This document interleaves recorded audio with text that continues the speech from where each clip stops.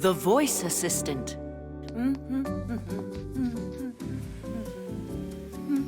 Tweet, Tom Thomas's mom is over there. Today at 10 a.m., you planned on going shopping. You're right. I totally forgot. Alyssa, thanks. You're welcome. Is that Simka joking around in there? Peekaboo! Simka! Nolik! Are you here? Hang on a sec. That wasn't Simka's voice. Could there be some new Fixie in there? Let's pay her a visit and we'll find out. How about we introduce ourselves first from here? It's great to go and visit your friends, and it can be a pleasant time for everyone if you follow a few simple rules. For instance, you should set a time in advance and not be late. Your host will be very happy if you bring something delicious for everyone to eat. And of course, you should be polite and well-behaved when you're visiting someone. Otherwise, just imagine, you open the door and one of your guests goes straight inside without even saying hello to anyone. He sits at the table and eats with dirty hands, then proceeds to jump on the sofa with his shoes on, makes noise, grabs everything without asking for permission, and doesn't say please or thank you at that. Would you be happy with a guest like that? I don't think so. Her name was, Alyssa. Is that it? Alyssa! Alyssa, hi there. Hello. Oh, wow, we've made contact. Are you a Fixie? It's possible. Do I look like one? We haven't seen you yet. Come on out. I'm fine in here. She's a strange Fixie. She'll talk to humans and won't come out and play with us. Alyssa, we've got pack-a-mats out here. Come on out and we'll show you. I'm not in the mood. What? You're kidding me, right? Then how about racing on Fixie boards? Maybe some other time. Oh, Alyssa, do you like cartoons? I do. Yeah, we'll definitely get her out this time. What kind do you like?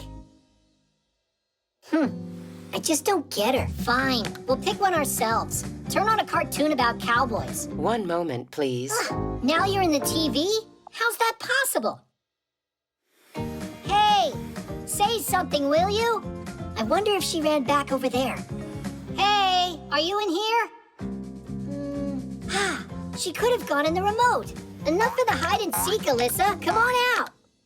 I have a headache and I'm very tired. How are you doing that? She's just punking us, I think. Stay right here. If you see her, catch her. Alyssa, come out of there right now. In your dreams. Are you mocking us, Alyssa? You've got nerve. Well, I've had enough, but how can we go in uninvited?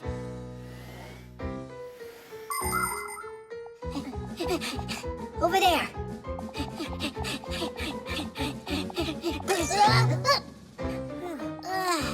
She got away. The TV, let's go. Tweet, I've been waiting. What's going on with you guys? We're chasing the new Fixie. Chasing who? Alyssa, that's who. What, you didn't hear? You've got a new Fixie living with you. A Fixie? Alyssa is what they call their voice assistant. Who? Not a who, a what? A voice assistant is a super smart program. It's designed to work almost like a brain. It understands what you tell it and it carries out commands. Turn on a cartoon. What's the weather for today? And now, please, check on the internet how many legs a spider has. If you feel like it, you can just talk or play with it. Voice assistants live inside of smart speakers, telephones, and televisions, and can run appliances. For instance, turn on the lights or a vacuum. We're such dummies. We thought it was a live Fixie. We asked her to come play. But there's tons she can do. Alyssa, turn on that ditty about the wheel. Oh no! We gotta fix this before the humans get back.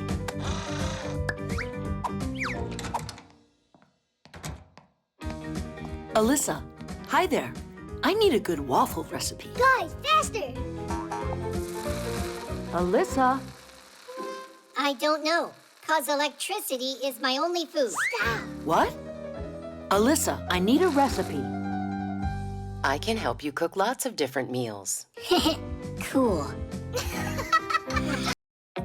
1, 2, Virtual reality. 4, 5. Ready or not, here we come. You find Tom Thomas, I'll find Katya. Boo! I never found anyone before that quickly. It's just because I'm bigger than you, that's all. It's not a problem for Katya. Now, where could she be? You're so small. That hiding's easier, everything's easier. Not a care in the world. You sure about that? I'd love if I could become a Fixie, but it's just not possible. It's possible. How? If you put on a pair of virtual reality glasses. Oh, yeah! Katya's got a pair of them here. She's gonna be so upset she wasn't here when you used them. Yeah, well, you won't be able to find them without me. Oi.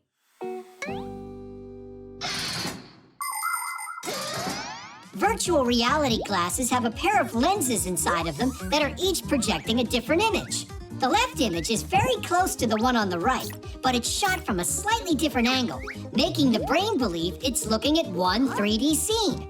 No matter how far you turn your head, the view doesn't end. By the way, special sensors can track your movements, which means you can use these glasses to play games, take rides, or even exercise.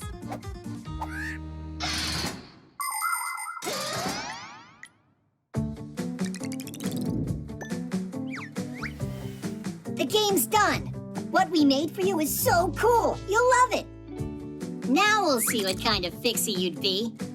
You need to get to the kitchen on your own and then fix the toaster. You get 5 minutes total. I'll need only 3. Turn on the game. Ah, whoa! Everything's so huge.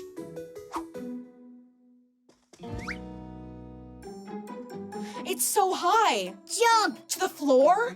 Like I said, he won't get through a minute of this. Tadish! That wasn't too hard. Now try getting to the stairs. It's only 3 steps to get there.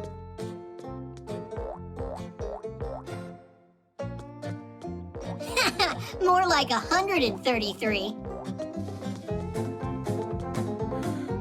Run, Tom Thomas, faster! Woo! Oh, where are the Fixie boards? A Fixie can solve any problem with quick thinking. Tom Thomas, there's a rope in front of you. Grab it. Whoa! Whoa! Ah! We should try doing that sometime ourselves. Ah! Chusaka, hi there. Chusaka? In our home? I was joking around. Huh? Hey, it's me. Don't celebrate yet. You still got a toaster to fix. You've only got 1 minute left. But I don't have a pack-a-mat. So? Just another joke there. Help me! Help me! Run inside the toaster. You're a Fixie. It's dark in here, and my hair doesn't glow. Save me! I don't want to be a Fixie anymore. That's enough! The first glasses for seeing three-dimensional pictures were invented as far back as the 19th century. That device was called a stereoscope. Doesn't it remind you of something? Today, people wear quite similar glasses when they watch 3D movies. But let's travel back in time to the last century. It was then that the first entertainment attraction with virtual reality was built. When a person would put his head inside of the machine, he could have found himself feeling like a racer. He'd see the picture, hear the sound, and even smell the scene. And the chair he was sitting on would vibrate. Today, it's not necessary to sit in one place. You can just put a helmet on your head, grab a pair of sensors, and be right inside the game. Save me! Save me! Time's up. You can take the glasses off. Who am I? Where am I? So, is it easy to be a Fixie? Not a care in the world. Actually, I would say being human's easier. I've got another game for us to try. At least I won't have to hide from anyone in this one. No, not again!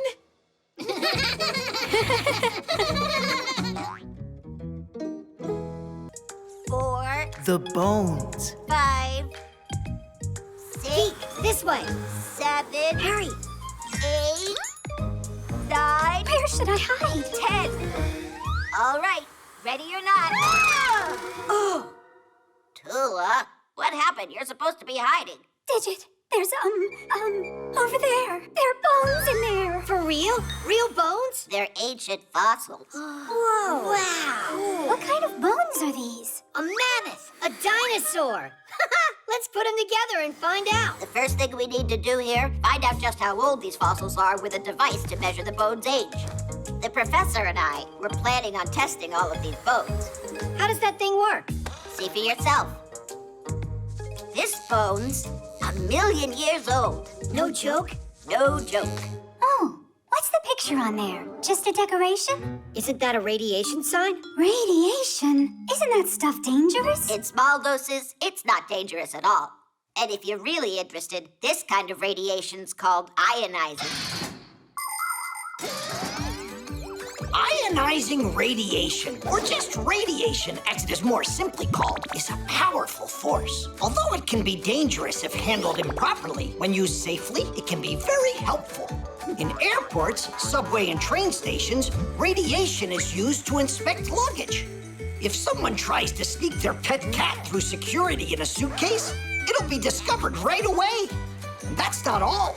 Radiation helps detect tiny cracks invisible to engineers in airplanes and rockets. Different kinds of foods are exposed to radiation to get rid of pests and harmful bacteria. And people examine paintings with radiation. If they get lucky, it's possible to discover old sketches and writings, or even find a second masterpiece hiding under the first one. I heard radiation gives off a greenish light. Is that true? It's important to remember that radiation doesn't have color and no smell at all. Why don't we go just check the bones already? Because I am not done yet. And so, I say we do it ourselves then.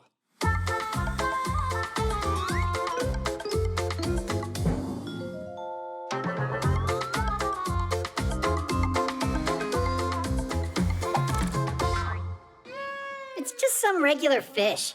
Yeah, real exciting. Let's get out of here. Geek, come check this out. There's more bones? How about there? There are lots more in here. Let's build something cool for Smarty Pants, a special specimen. the skeletons of humans and many animals are made out of bones. They last a long time, and people use them to help figure out when a certain animal lived. How? The secret is in radiation. Bones, as well as living organisms, are a little bit radioactive.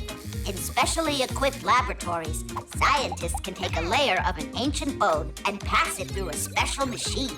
The less radioactive particles the machine detects, the older the bone. Ooh, what's that? I think it's an ancient creature. Digital figure it out, right? No doubt about that. The age of this specimen is 10,000 years. Obviously a bird, then. So you think it's a bird? Right, with horns. That is strange. 100,000? That would make it a snake. With wings, you mean? And here, 1,000,000 years old. Then it's a fish. A snake bird fish? Is it possible? Is everything all right? Is there something wrong with your device? Snake, I'm sure. Here it's bird. Here it's fish. And snake. I just don't get what's wrong.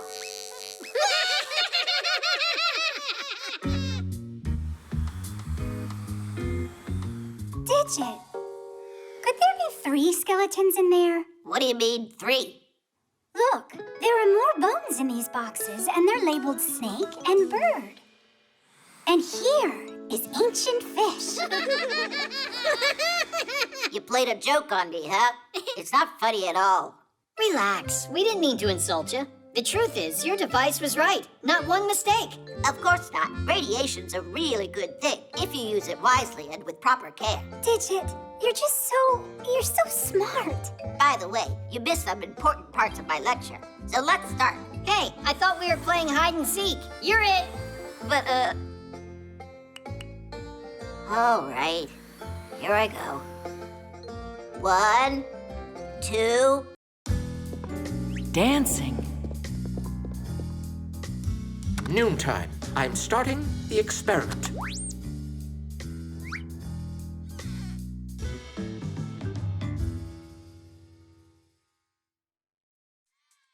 Huh?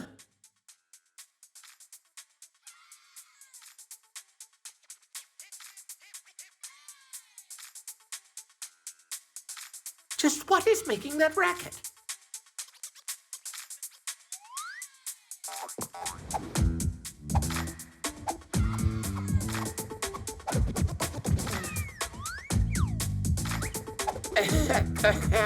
Ah, Professor, check out this dance we're doing. This is not a discotheque, it's a temple of science. You'll have to turn off that thing.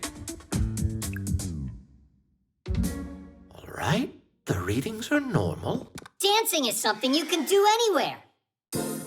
Professor, your attention, please.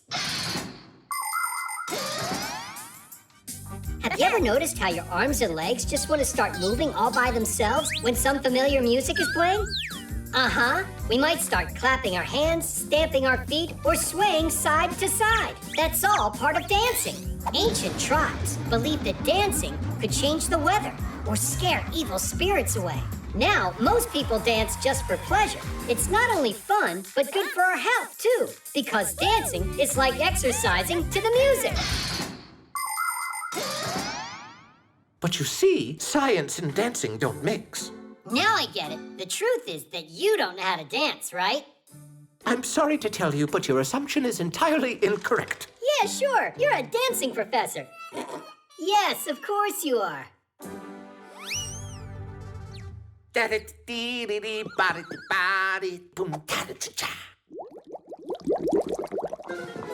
Ooh, yes, the reaction's begun.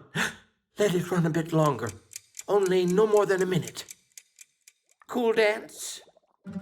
Anyone can dance without music. Well, then here we go.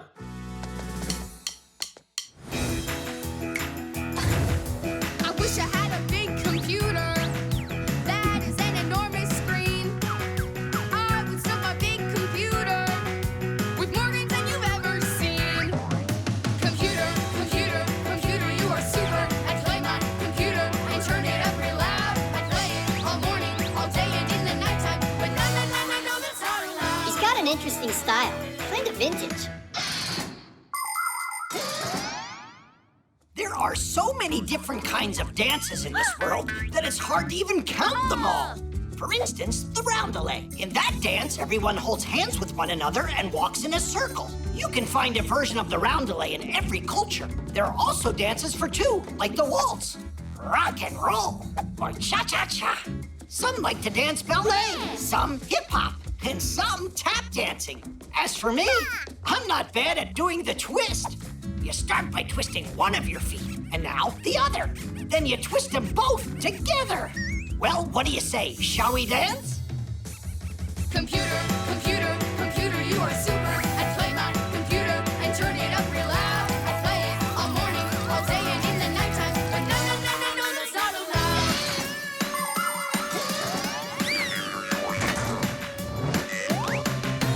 I have got a dream that's burning, a dream that I will not forget. As soon as I become a grown-up, I'll live it every chance I get. It's going to explode. Computer, computer, computer, you are super. I play my computer and turn it up real loud. I play it all morning, all day, and in the nighttime. I know that's not allowed. But no, that's not allowed.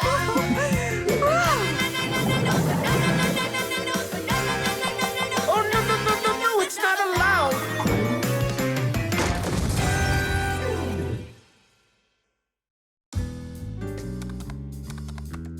Let's start the experiment for the second time. You two happy? But you gotta admit, it was fun. And not a word about that dance to anyone. Professor Eugenius, where did you learn to dance so well? Lisa, your eyes play tricks on you. Only you twirled so nicely. That was just my leg falling asleep. You know that science and dancing don't mix. Right, of course not.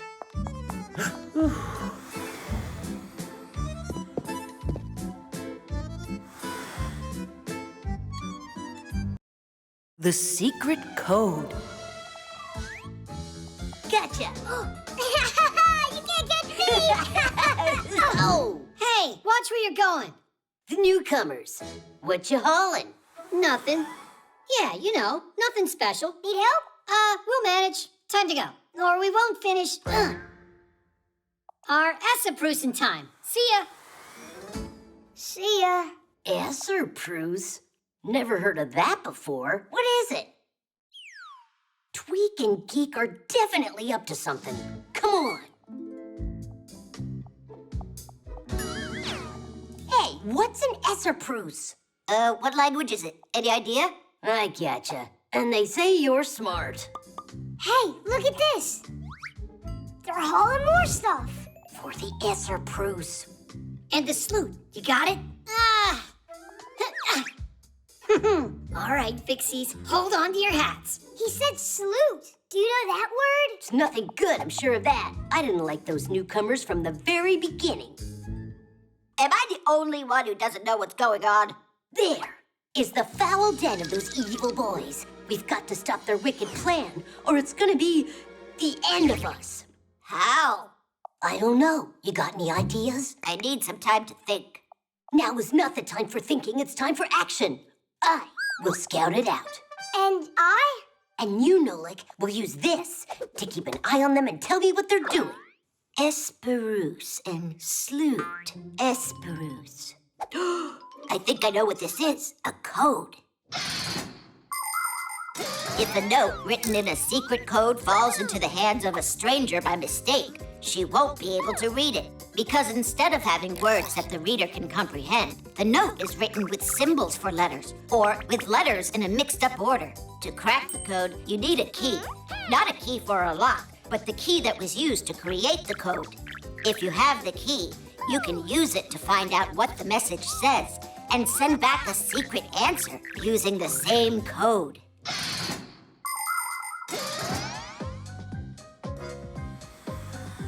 Blue, come in. This is Red. What do you have to report? Red, this is Nolik. Blue, I meant to say. The twins are flying off towards the warehouse. Hi.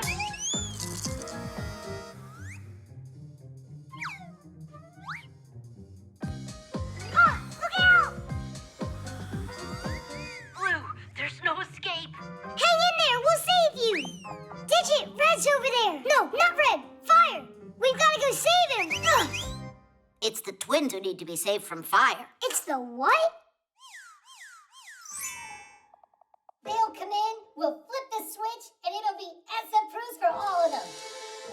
No way! Not on my watch! I won't let you do it! Fire! Stop! People have been using codes for centuries. The ancient Greeks wrote letters on leather strips that, when wrapped around a cylinder, would make the secret word appear in a row. They also sent coded messages using a disc with holes and letters. The message was spelled out by threading a string through the holes of each letter in order. The message was decoded by pulling the thread out and writing down the letter the string came out of. In Italy, people created a code using pages filled with letters.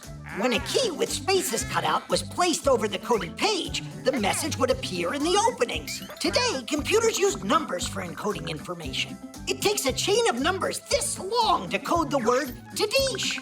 The science that studies the history and techniques of secret codes is called cryptology.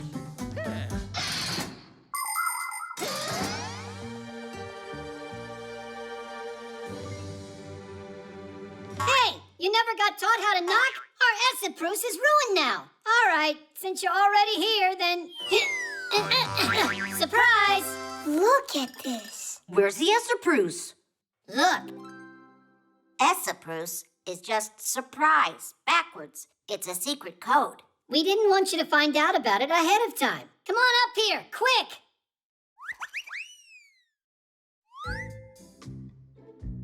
It's a trap, I'm telling you. Somewhere up here is where they're hiding that salute. Try to say that same word backwards. Wait, is it tools? It means tools? That was another code word like surprise? Then Tadish would be what? Should it? Awesome! Should it? Should it?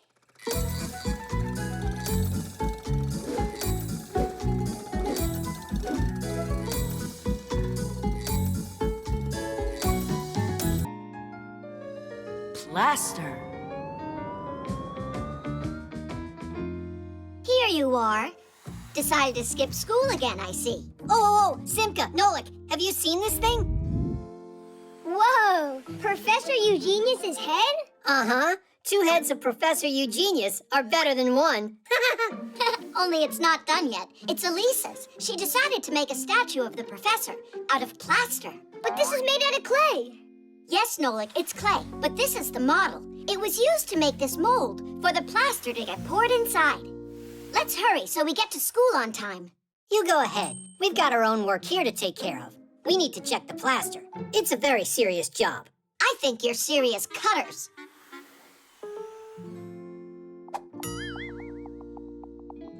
Bombs away.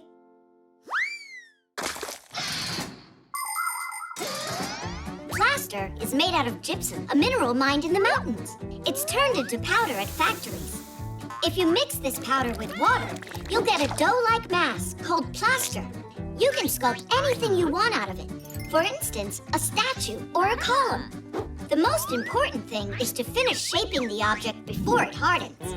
Once it's hard, plaster is quite strong, although not as strong as stone, so it's better not to drop things made out of plaster.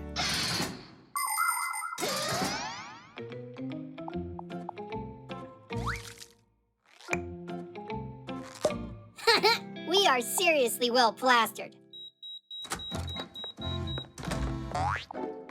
This is so exciting. Stop! I'll immortalize Professor Eugenius for generations to come. Ooh, what cute little figurines. They must have come together with the plaster.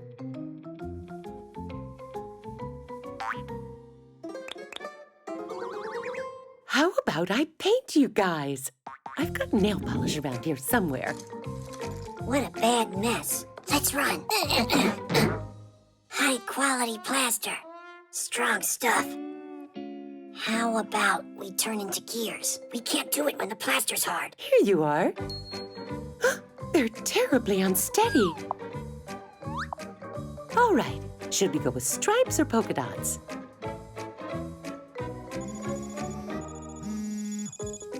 Professor, hi! Right now I'm working on something special for you. Don't even try to guess what it is. What? Did you say in your office? Understood. You'd better think, or we'll be living forever as statues with polka dots. We should run off the edge. Are you nuts? You're gonna hurt yourself. But this way the plaster will break. I got it. I know its style. Little flowers. You guys are rather rough. I'm not going to paint you. Yes, that's right. They need sanding. Are you satisfied? We'd have been better off going to class. I thought you liked becoming a sculptor. And thanks to you, we're both sculptors now. Forever. 'Cause of me, you better take back what you said.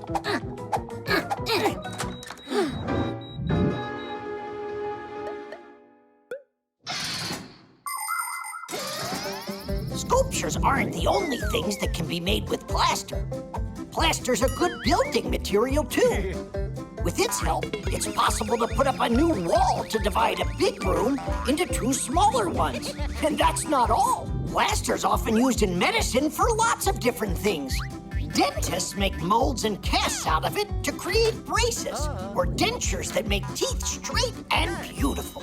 And of course, plaster is an invaluable aid for fractured bones. Bandages get soaked in a plaster solution, and layer after layer are applied to a broken arm or leg. A wet bandage bandage hardens, making the broken bone immobile so it can fuse together. And if you want, you can draw something funny on a cast to cheer up your friend.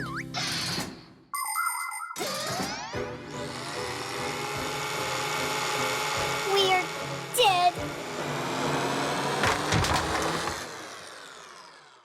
Huh?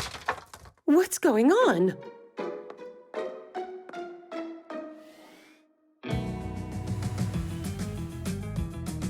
Simka, Nolik, over here.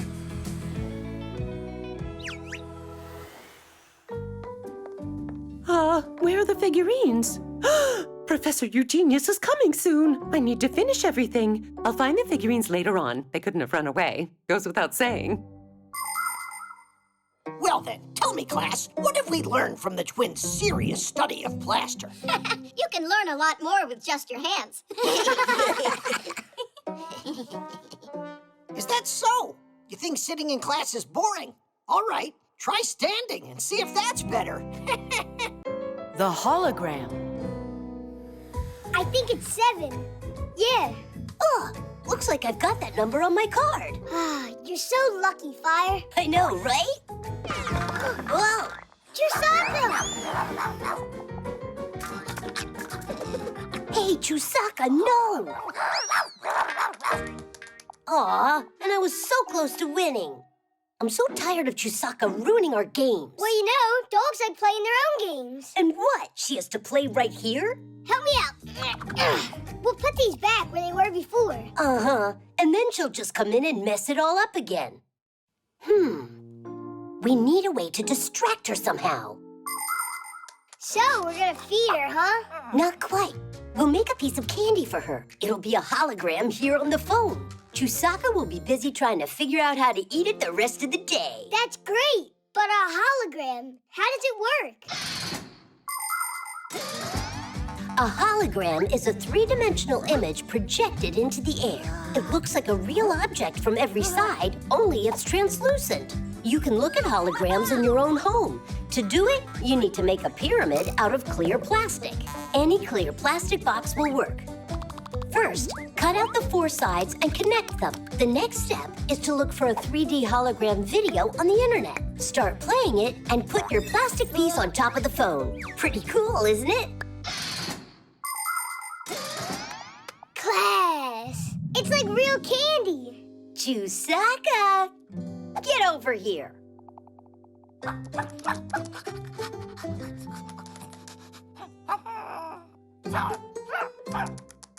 Oh, well, it looks like your hologram's not interesting to her. Could it be that she just wants some different food? You're right. We forgot that she's a meat eater.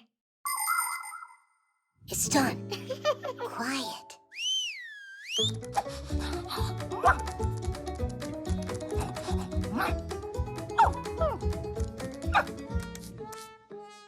I don't get it. What's wrong with it now? Nolik, how dumb are we?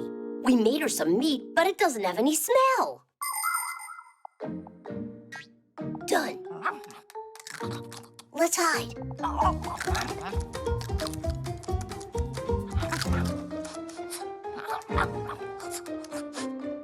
You want to go play now? Uh-huh.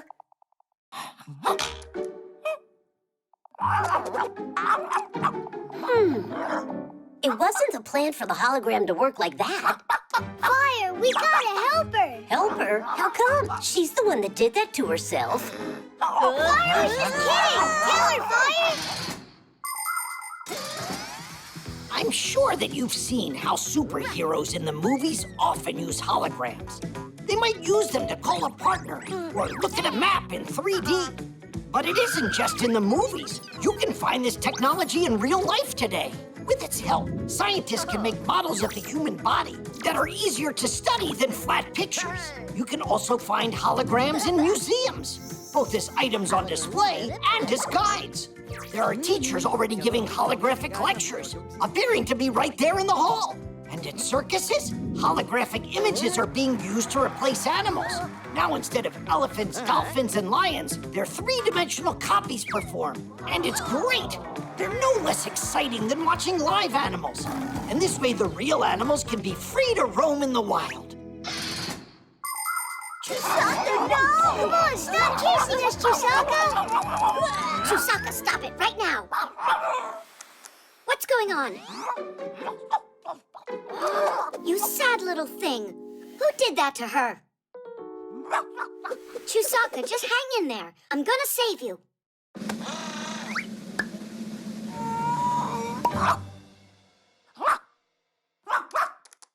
Whose idea was that? We thought Chusaka would get distracted with a hologram, but then she put her nose in there and got stuck. It was her fault. She's the one that kept getting in our way. Maybe you were getting in her way, actually. Fire! Wouldn't the table have been fine for this game? No way in the world. I am gonna play where I want. Come on, I'm sure we can work this out. So you Fixies are safe, and Chusaka has eaten. Well, let's see. 5! Bingo! Chusaka really loves that catapult game you came up with.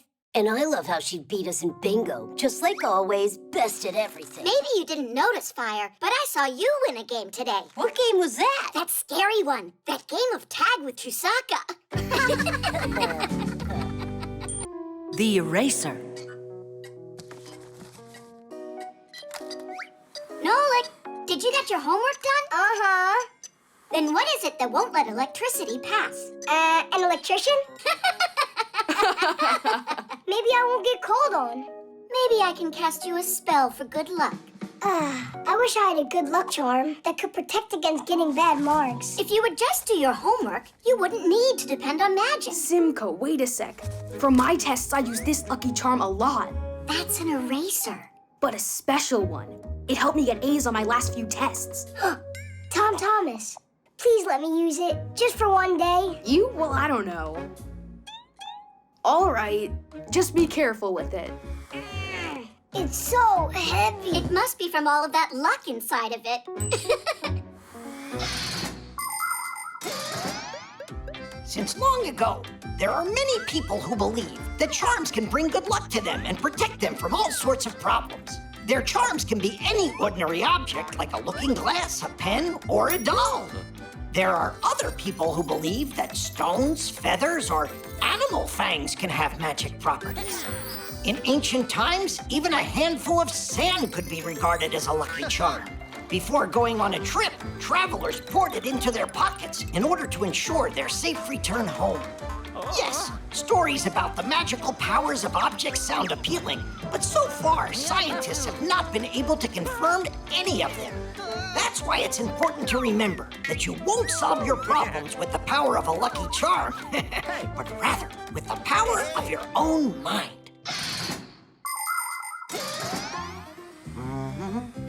Nolik, you're late for class.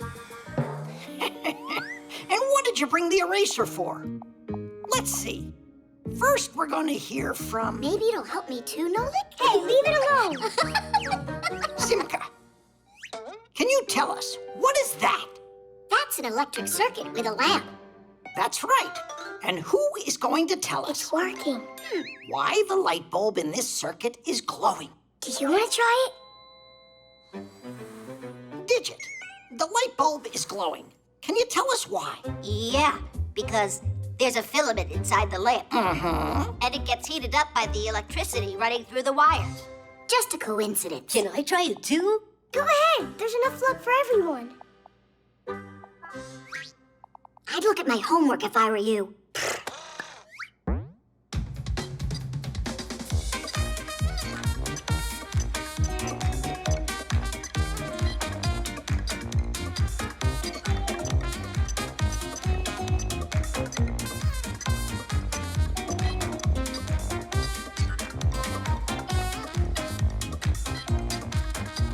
Nolik, what's going on with you today?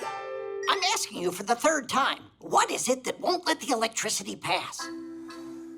Wait a sec.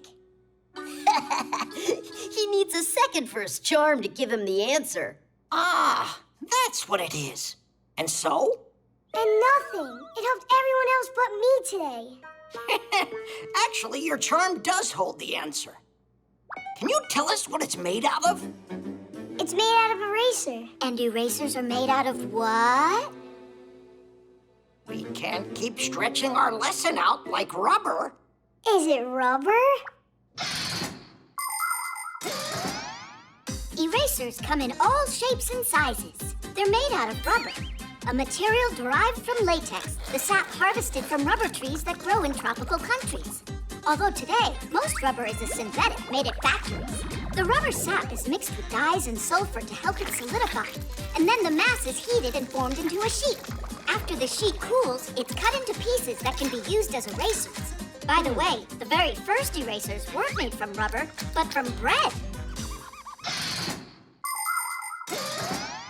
You mean rubber won't let any electricity pass at all? Well, you're absolutely right. Want to check it?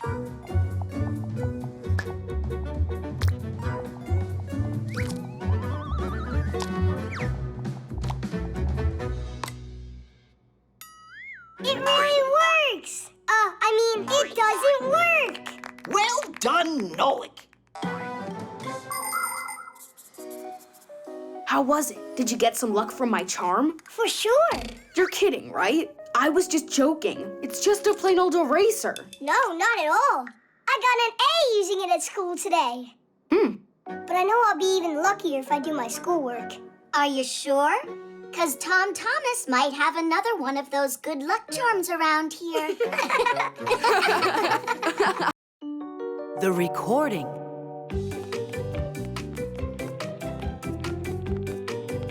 It's really cool that we're putting on this talent show, right? Mm-hmm. Do you know what you're doing yet? I'll be out there watching you. What do you mean? Everyone's gonna be in the show.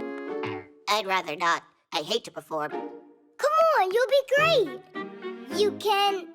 Oh, sing. I think I would be better off just giving a lecture. Or could it be that you're just afraid to sing? I'm just not an artist. What a shame. Tool is totally into music. Yeah? I don't know. Let's go. I'm gonna turn you into a star. Aye. My heart is thumping. Flying down the road is what I like. Aye. This isn't gonna work. It's, really hard to hear you. Told you I'm not a singer. Wait, you could lip sync the song. Just pretend that I'm singing to the music? It's a cheap scam. It's what all of the stars do. I'm sure Tula will love it. And you don't need to worry about a thing. I'll find one great backing track.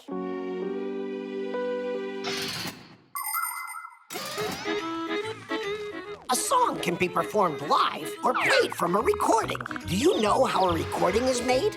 First, the songwriter gets an idea for a song and writes the words and the music, which is made up of chords and a melody the words are sung to. The songwriter might then go to a recording studio to have other musicians play on the song. It could be just a small band or a whole orchestra. Now it's the singer's turn to add his voice to the recording. All of the parts are then combined inside a computer, and the recording is finished. And these recordings can be played whenever you want to hear the song. But some performers use their recordings when they put on concerts and only pretend that they're actually singing. I don't know about you, but I prefer hearing a singer really perform live.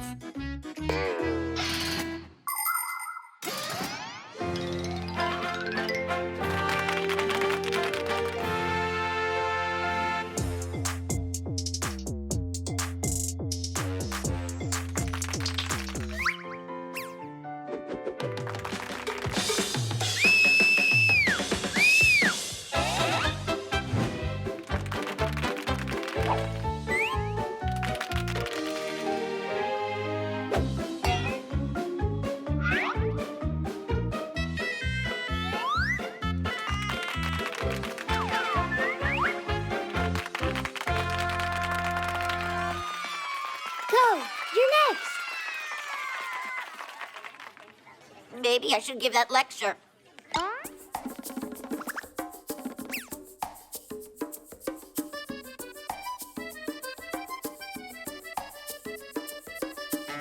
Aye, my heart is thumping. Flying down the road just like I like. Aye, my pedals pumping. lip syncing. That's not your voice, Digit. Lip syncing. Shame on you. You're a fake. You can't fool us. Don't quit. Go sing it yourself. You gotta try.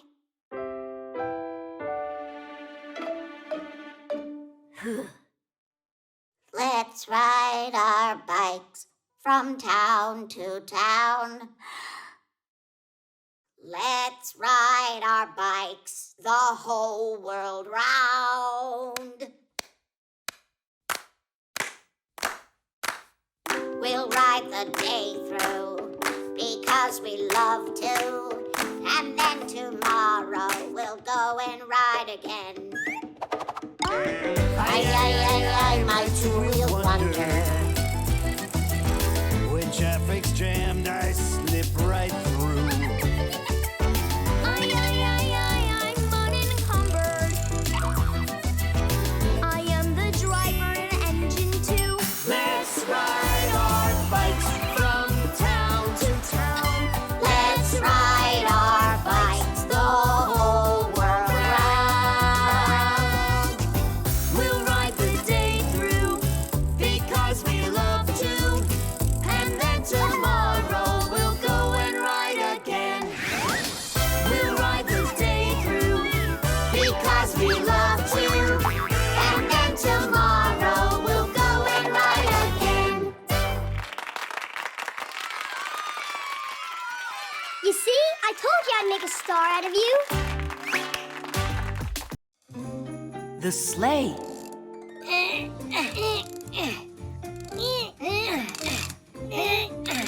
All right, let it drop.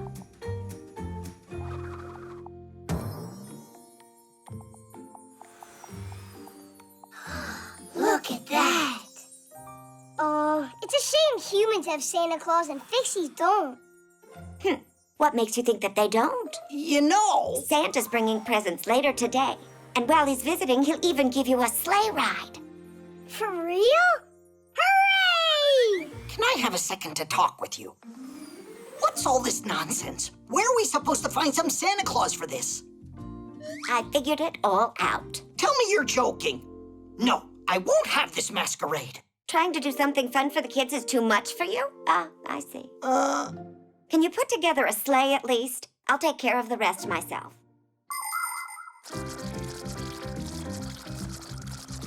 Oh, that was a lot of work.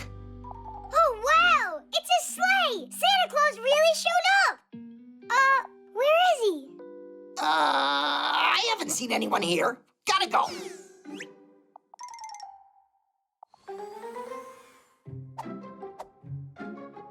I'll take one ride, that's all. Santa Claus won't care.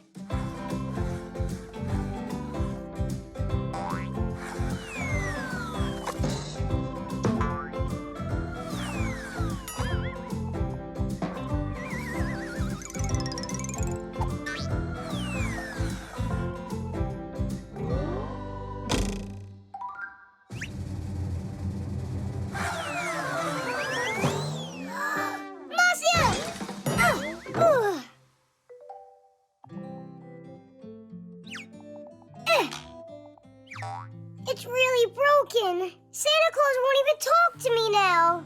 What am I gonna do? Serves me right. Ho, ho, ho. Santa Claus? Whatever happened here? It was an accident. I didn't do it on purpose. It needs to be fixed. Think that you could help me? Uh-huh.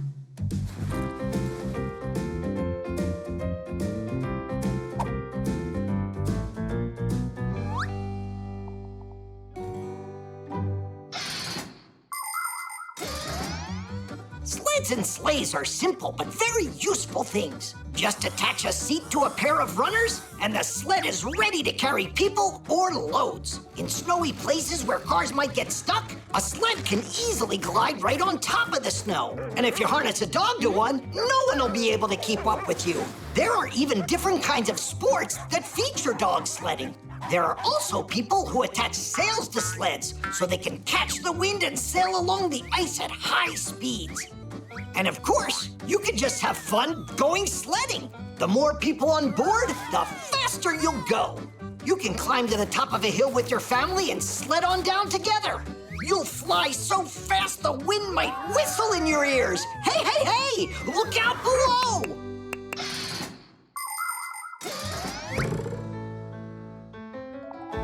Kadish! Where is my sleigh? Another Santa? I'm Santa Claus. No, I'm the real Santa Claus. You are just an imposter. I think your beard is about to fall off. Now I've got a sleigh ride for you. No, I'll give you that ride. Hey, this is my sleigh. Is that so?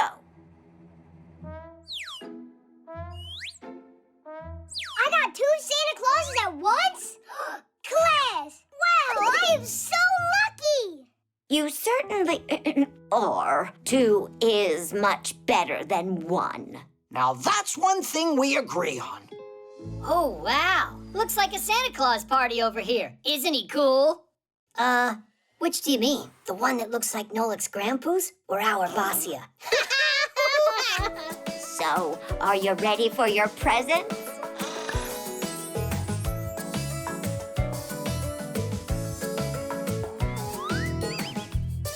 I will go grab my sled from the tool shed, put on gloves and a hat onto my head.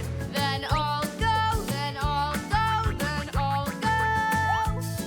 Oh, the wind is so freezing, it's frightening. As I race down the hill just like lightning. On the cold snow I go. Sleds and saucers and toboggans there. All my friends are sledding everywhere. The 3D printer. Woohoo! Geek, I'm faster. Sure about that, Tweak? Hey, how did you catch up? Tweak, we're twins, aren't we? Now we can go to school like all the other Fixies. All right, let's give this a look. So we just hit That this must be button. Professor and then it's, Eugenius. Uh-huh. And what do you think he's doing? There's your copy, colleague.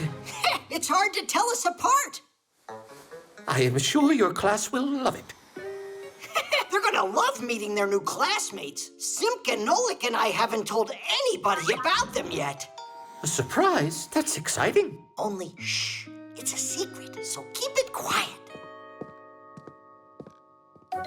Did you hear what he called us? Yep. So let's make it a real surprise.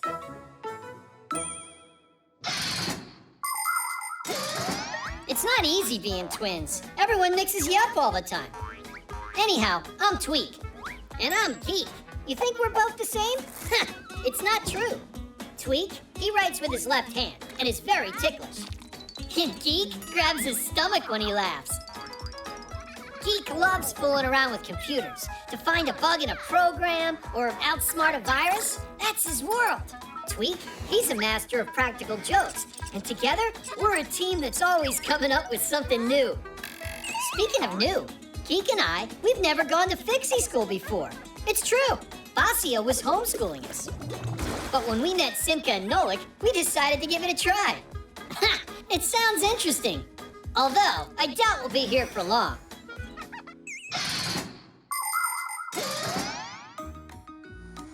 Hey, where is everybody? Verida's on her way. Simka and Nolik aren't coming today. Hello, everybody. Oh. Hi there. I'm Fire. Are you a new student? Oh boy, he's so scruffy. I'm Tweak. I'm new here. Your school looks all right. This Fixie school actually ranks at the very top. I'd be happy to show you around here. I'm Tula. Whoa, what is that? Are you telling us that you've never seen a manipulator? I've seen one now. How'd you get up there so quickly? Where? On the manipulator, wasn't it you? Ha! Me? You're joking. We saw you up there. Ah, maybe it's my copy you're talking about. What do you mean, copy? That one, you see? It's walking over there by the jars. Those are called beakers. Huh? Sure, whatever. Oh, look, another one. And another, look. That's unbelievable. How do you make them, Tweak? With one of these things, right here. With a 3D printer? That's just impossible. With the 3D printer, you can print just about any three-dimensional object. The first step is creating a computer model of the object and then loading the printing materials into the printer. Then the device figures out the rest by itself and starts, layer by layer, printing the object. With these kinds of printers, it's possible to print toys or parts needed to fix an engine or even prosthetics. But making living creatures like people or Fixies with a 3D printer is impossible.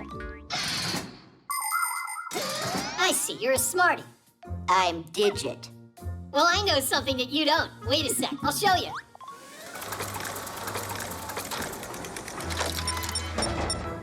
Ta-da! No way! It's just like a real Fixie. Like me? Splendid. So, I see you've already met our new students. Professor, this one is in our class, and this one, he's only a copy made by the printer, or vice versa. Quite a surprise, isn't it? A copy, you're telling me. The quality's great, only the head is a little off. But don't worry, we can reprint it. Huh? Do what? Class, get to work.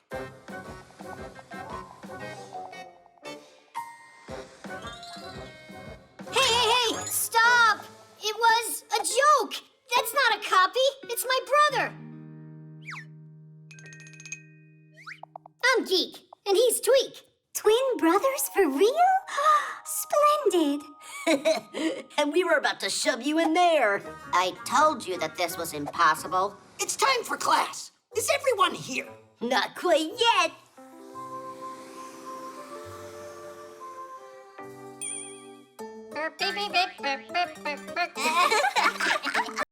The hook. Woohoo! Simka, look out! Geek, why did you hook the Fixie boards together? Because it's fun to fly in a train. Anyhow, I'm Tweak. Geek's over there. Hello. You really must learn the proper way to use things. You agree?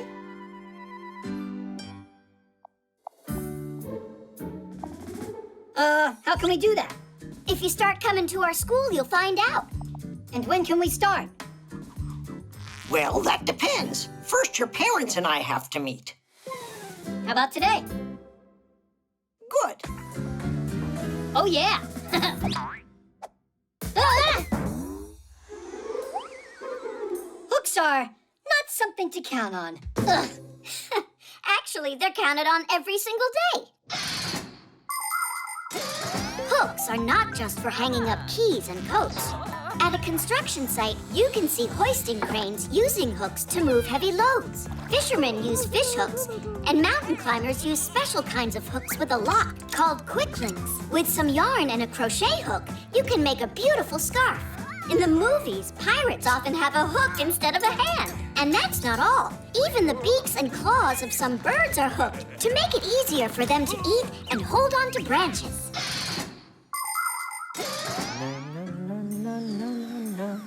Iron phones and toasters, MP3s and TV screens.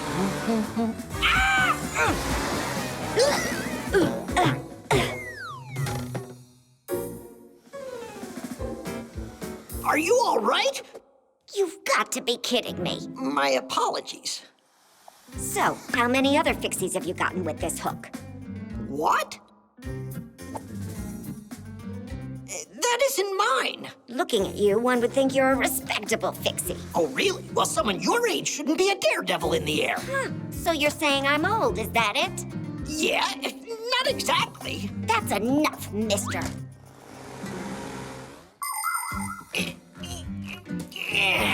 My, how they tied this up.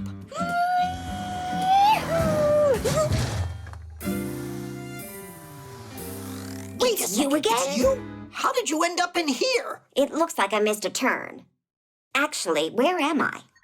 Well, you're in a laboratory. Let me guess what you're doing here. You happen to work here, right?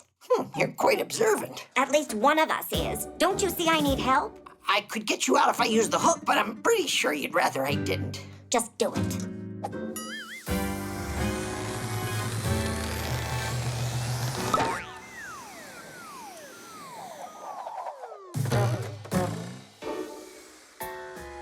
Please learn the proper way to use things now, will you? And I'm so glad to see you as well. Did you already have your meeting? With whom?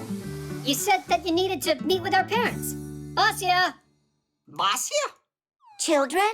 You mean you're the parent of these boys? What? And you're actually the professor at that school for Fixies? Ha! What an outrage. I believe you forgot something. So this was your concoction? Ha! Chips off the old block.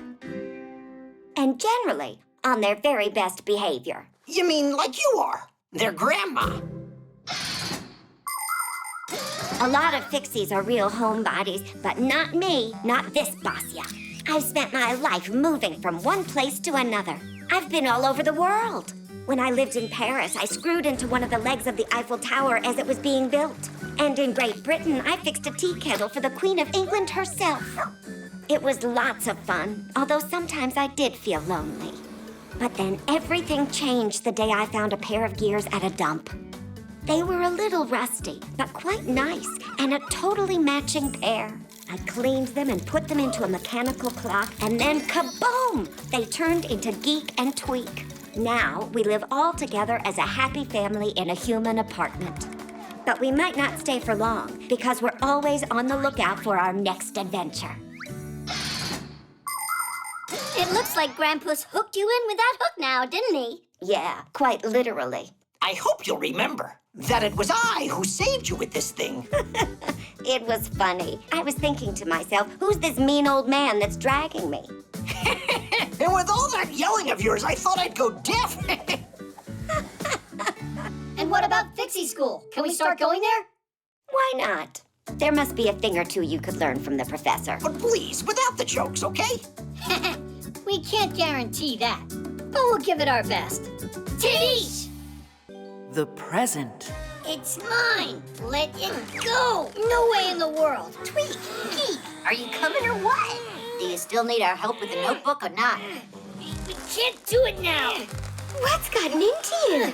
Nothing got into us. Something came to us. We found a present. It's for me. No, for me. Huh. Now we'll find out who this is for. With love from Basia.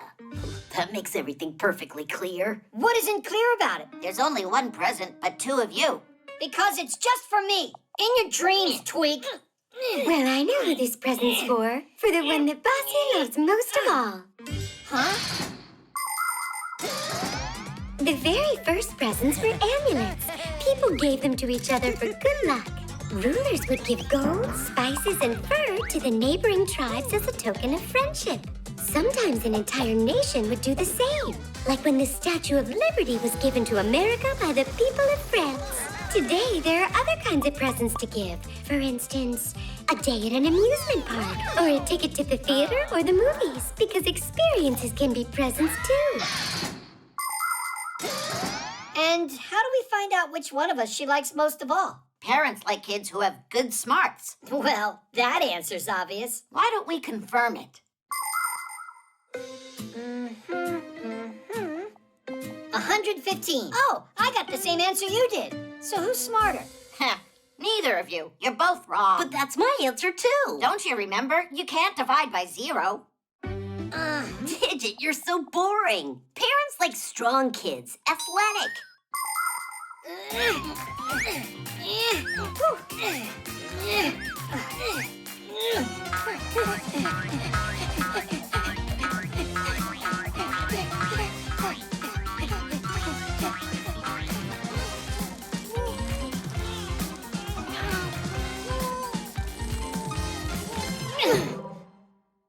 Who's smarter or stronger? Who cares? Parents really love whoever is the prettiest.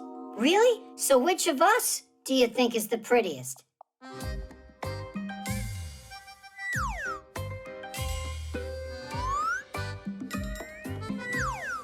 Verda, stop stalling. What, you think it's so easy? You're identical. That's all. I have had enough. I'm the one that found it, so this present's for me. What? There's no way.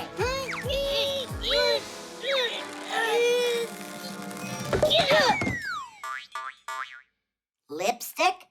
Who's it for, if I may ask? For the one of them that's the prettiest. I guess that this was meant for you. I don't think so, Tweak. It must be yours, not mine. Just take it. Hey, you're the one who found it first. Found what? Basia? We happened to find your present. It was by chance, only we don't understand. Why do we need this lipstick? And who said that that's your present? Who else would you give it to?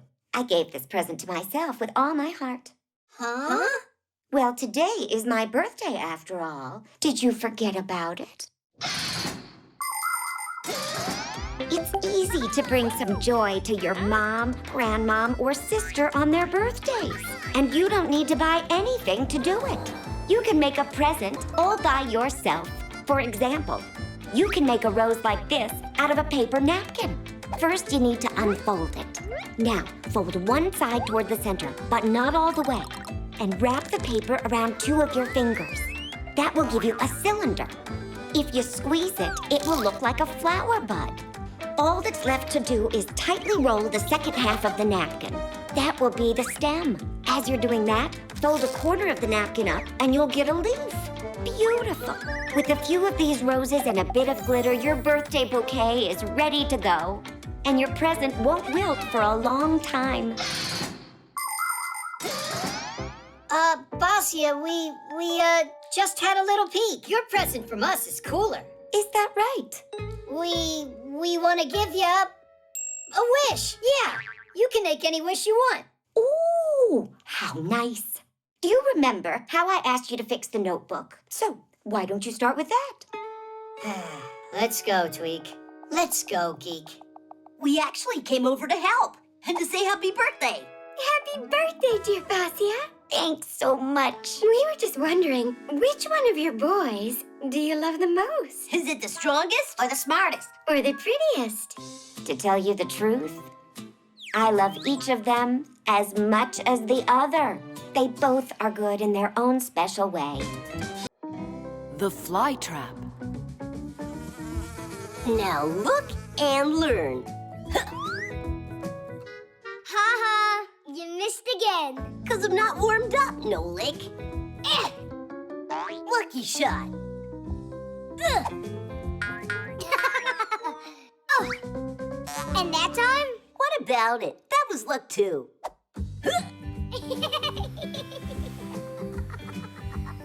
Hey, why are you mistreating that lovely plant, Are huh? you talking about that monstrosity? That's no monstrosity. It's just a beautiful Venus flytrap. Only it's not Venus's, it's Lisa's, right? How do we collect your trash now? We use our hands. Are you joking? A Venus flytrap is a predator. Not only animals can be predators, but plants can be too. For instance, a Venus flytrap eats insects and spiders. On the leaves of the flytrap are super thin hairs growing, and as soon as a fly touches them, bang, the leaves clamp shut like a trap. Thank goodness it doesn't need food like this very often. Just like other plants, it takes most of what it needs to eat from the ground. And also, the flytrap uses sunlight to make food for itself. Tula, next you're gonna tell us it's a fire-breathing dragon. Save me! Help me, please! I've been eaten by a horrible monster! Get out of there quickly! Nobody's going to eat me. Ah! Nolik! Come on, open! Nolik, push! Don't stand there, help! You're gonna hurt the poor plant doing that. Your little poor plant ate Nolik just now. Well, the flytrap must have thought he was a fly. You gotta get me out! Now there's this sticky stuff in here! Poor Nolik. Not a crowbar, stop! Maybe use a hook? Nolik, grab it!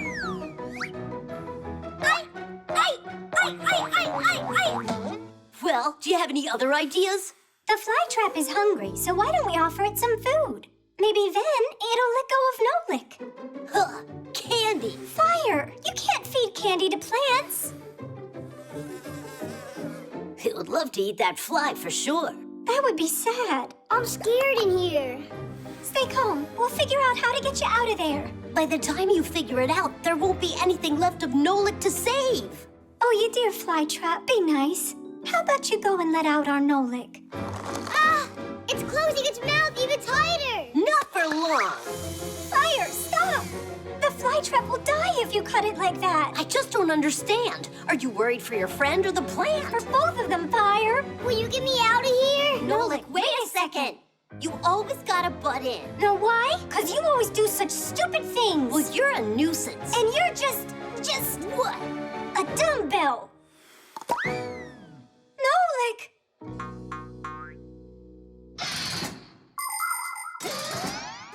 Growing a plant is a long process.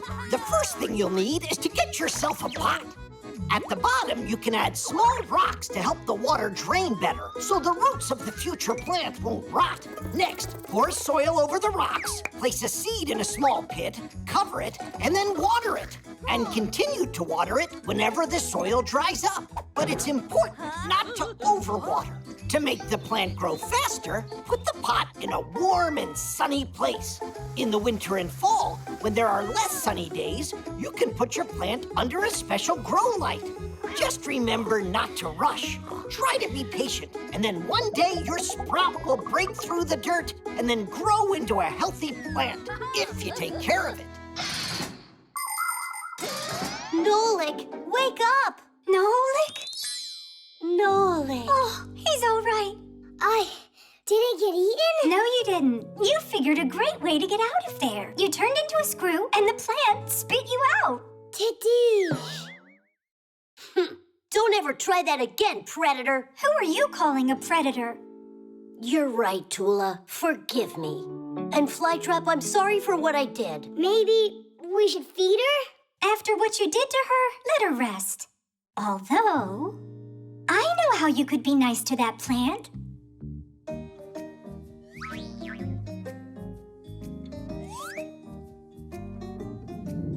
Splendid. The trampoline.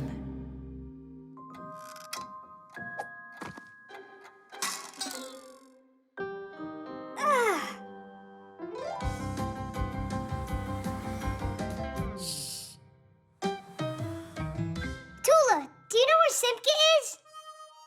Uh-huh. Found you, Simka. Tula, why'd you tell him where I was hiding? Huh. Hey, what's going on? I'm in a bad mood today, that's all. Then play hide and seek with us. That'll make your mood get better. It won't do anything. I'm gonna be in a bad mood today. That's what my horoscope tells me. What? That's a joke, right? Fixies don't believe in all that nonsense. Some people believe that the stars and planets have control over what happens in our lives. If you slip on a banana peel, it's Jupiter's fault. If you win a competition, say thank you to Mars. People even make up horoscopes or predictions to try and figure out who's going to be lucky on a given day and who's not. Of course, it would be nice to know what the future holds beforehand. But to this day, scientists have still not found any evidence that horoscopes can actually predict the future. Obviously, some predictions can happen coincidentally, but we shouldn't count on those predictions coming true. Everything is in your own hands. It feels much better to know that your success comes as the result of your hard work, and not because of the turn of some planet. But I really am having a terrible day today. That means the horoscopes aren't nonsense. I say we check and find out. 5, 4, 3, 2, 1. Music's great for lifting your spirits. Now without this little part, everything just falls apart. If you think a screw is nothing, take it out, but just beware. Everything will break without a... Nolik, do you have that huge brush? For what? So we can tickle Tula. Hey, what's that for? Tula. Hey, where are you going? Wait, I'm gonna cheer you up.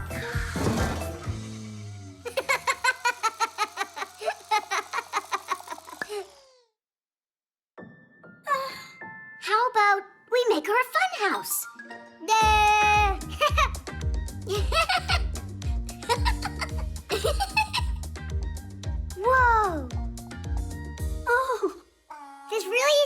it all.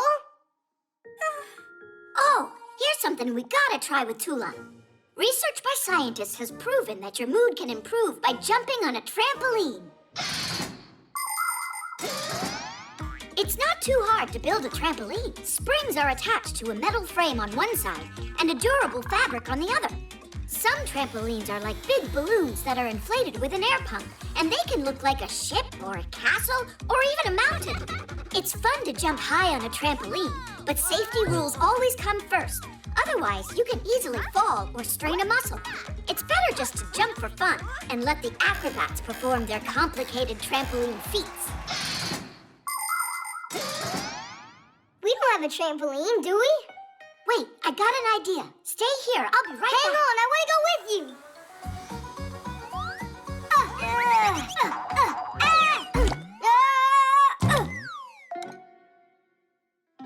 It might work. It looks like a gelatin mold. No, it's not. I've tested it. Come on, jump with me. And Simka? We'll start without her. That way you'll be happy when she gets here. Let's jump. I'm sure it won't work. Just give it a try. On the count of 3. 1, 2, 3! Help! Save us! Nolik? Yeah! A horoscope against a trampoline. It's not a fair fight. But that's not a trampoline. It's a dessert. What's the difference anyway? It's like I already said. Today the whole world's against me. What is this? Whoa! Look, I'm flying! Where's that bad mood of yours that you said was predicted by the horoscope? Huh? It went away! Told ya. And just so you know, Digit's the one who built you this trampoline so you'd feel better. Digit, you're splendid. Actually, today's horoscope also predicted that it's gonna be... Tula, you can't help yourself, can you?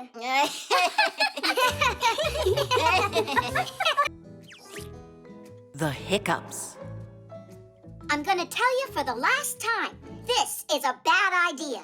It's just a joke, all right? Yeah, but it's not funny. Simka, you're boring. It's April Fool's Day. Did you forget? Quit worrying. It'll be funny. Katya, I got you a present. You really think I don't remember it's April 1st? And what, is that some holiday? You're such a sneak. So, what's in there? A cockroach, right? Or a frog? You're not gonna scare me with that.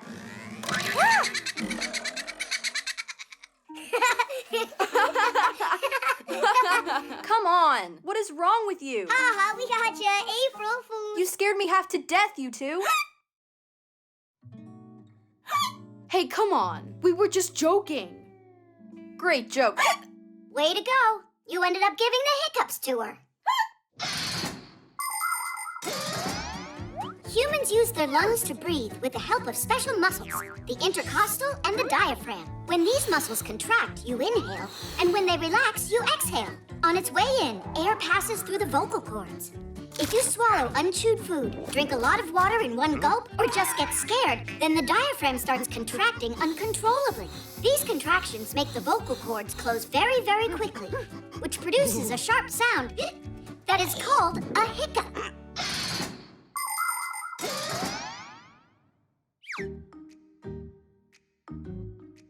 Looks like they're gone. You see, Simka? No need to worry. Thank goodness, but you shouldn't have done that.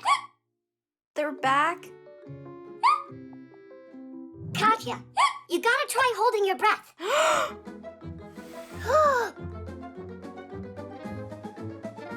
Hold it, hold it. I can't anymore. Well, did they stop? Ah! Someone told me if you have hiccups, someone's thinking about you right now. You're right. But who? Mom? Guess not. Your dad. Not him. Chusaka. For real, Chusaka. No lick. Sorry. The chameleon? Maybe my teacher? Santa Claus? In April? All right. We need a different method. Nolik, why aren't you helping? Do you know anything we can try? Of course I know. You need to jump up and down on one leg and count while you're doing it. What? Nice try there. And think of something yourself. All right, we'll try your method. 1, 2, 3, 4, 5. How long should I count? I didn't figure that out yet. You mean you just came up with this idea? But look, your hiccups are gone. You're right. Aw, thanks, Nolik. You saved the day.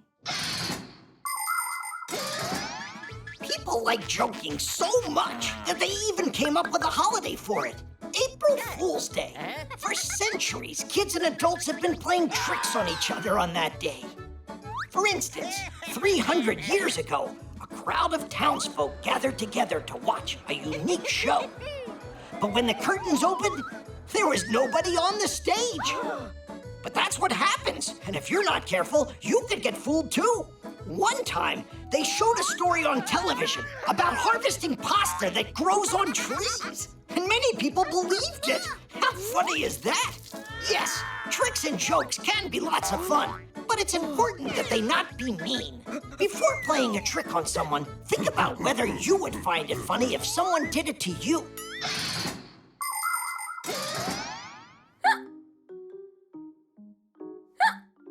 I heard that once there was this guy, he had the hiccups for 100 years. And was it the poor old guy's friends who scared him? An idea.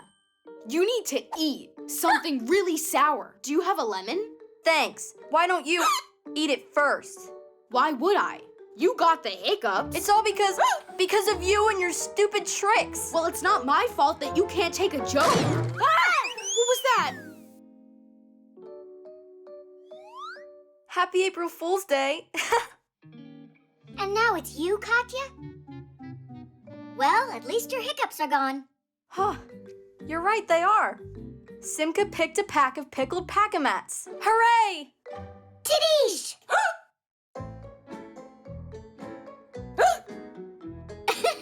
I guess the hiccups are contagious.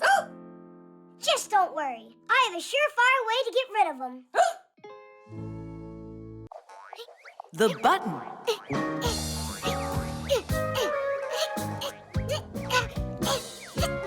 So what do you think? Did Tom Thomas do all right on his test? Of course he did. Katya was there. What's it got to do with Katya? Hey, Fixies. How's it going? Great, and how was your test? Easy peasy. If it wasn't for me checking your answers, I would have managed myself. You can't even manage to say thanks. Oh, what's the big deal? You helped me once. And yesterday, who found that mistake on your spelling test? I just didn't have time to check it. And when you forgot your phone back at gym class, who brought it to you? And who tells you what homework we have all the time? I could have done all that stuff by myself. I didn't ask you to. Huh, without me around? I bet you couldn't even sew this button on.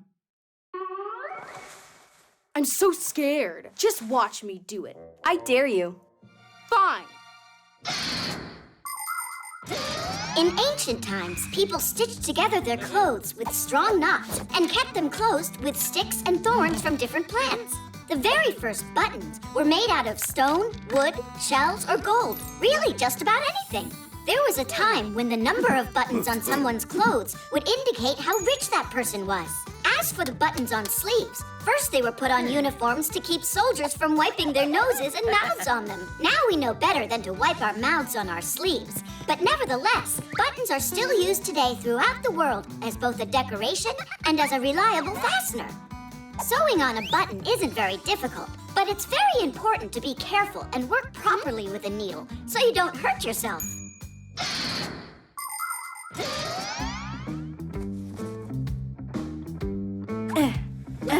What's going on? Tom Thomas, you want me to help you? Yeah, Tom Thomas. Need some help there? I'm fine.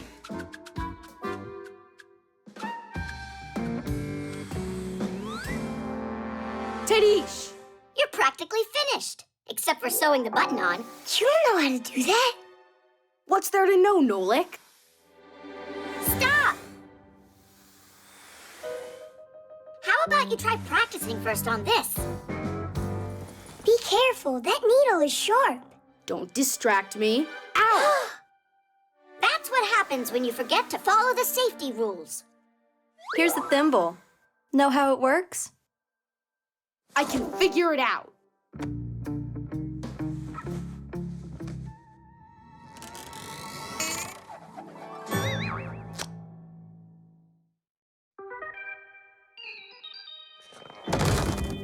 We gotta do something about this. Oh, Katya! One of the buttons on your backpack.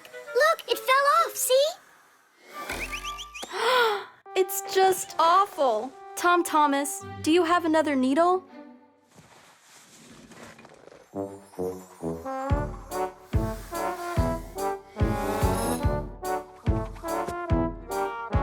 School starts soon, time to roll. But your shirt has got a hole. Don't waste time, all upset. You can mend that hole, no sweat. Stop your moaning, do not pout. With some patience, there's no doubt that a needle and some thread will help you out.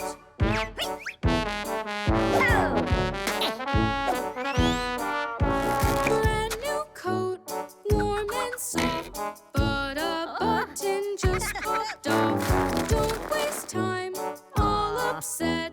You can mend that hole, no sweat. Stop your moaning, do not pout. With some patience, there's no doubt that a needle and some thread will help you out.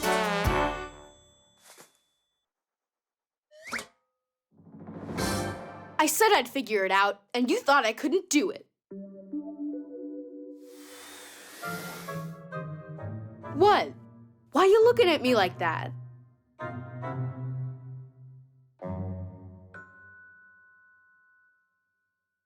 Oh, yeah.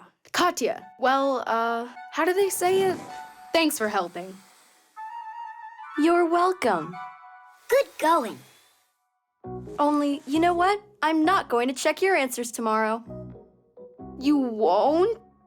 But I'd be happy to help you study for it if you'd like.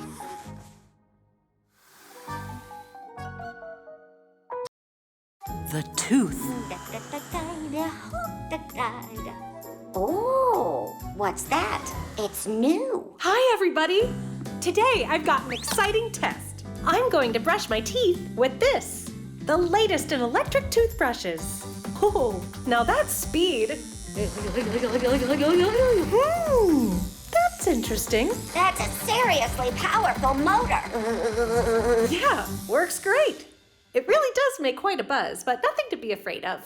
Mom! Oh, Katya, I've got something to show you. Well, I'm going first. I lost one of my teeth. See? All right, my friends, see you later. The teeth look great. And I'm sure I'm gonna finally meet that tooth fairy tonight. But she comes real late when everyone's sleeping. Well, I'm not gonna fall asleep tonight. Excellent plan. I wonder what presents she'll bring me. Oh, glad I got this kid's brush, too. An adult human mouth has 32 teeth inside of it. They don't all appear at the same time, but one after another. When children are still too young to walk and talk, their baby teeth come in. And right about school age, kids' baby teeth start falling out and permanent adult teeth take their place. It's not good to lose a permanent tooth because there aren't any more teeth inside to replace it. But whether you have baby or adult teeth, you should take good care of them by brushing and eating less sweets.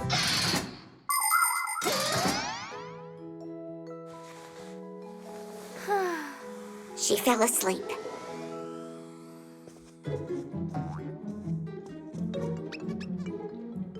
Huh, Mom? Huh? I wanted to read one of your books. And why aren't you sleeping? The fairy will be here soon. Oh, right. Whew. I almost got caught there.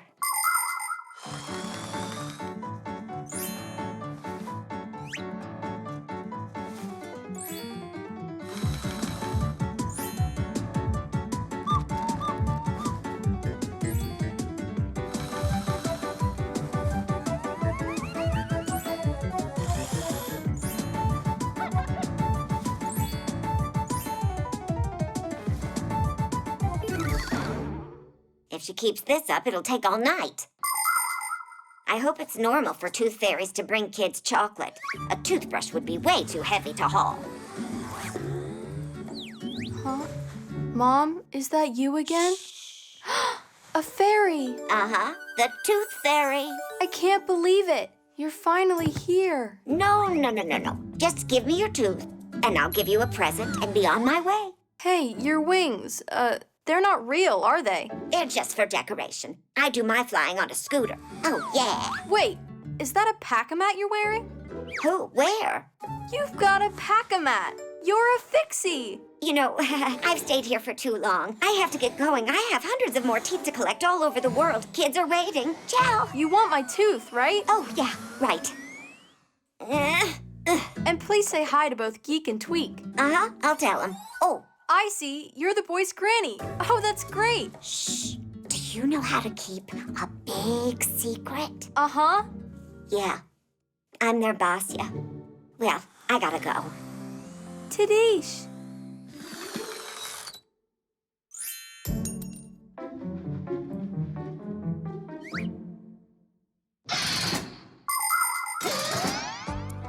People love to believe in all sorts of miracles.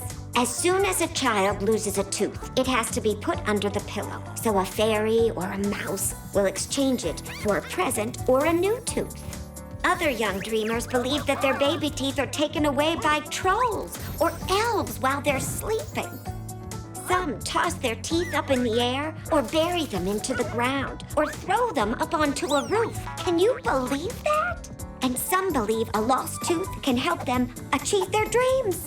That's why aspiring soccer players bury their teeth at the stadium and doctors near hospitals. Although, in my opinion, the only way to become a true professional is to study hard and practice. That's how.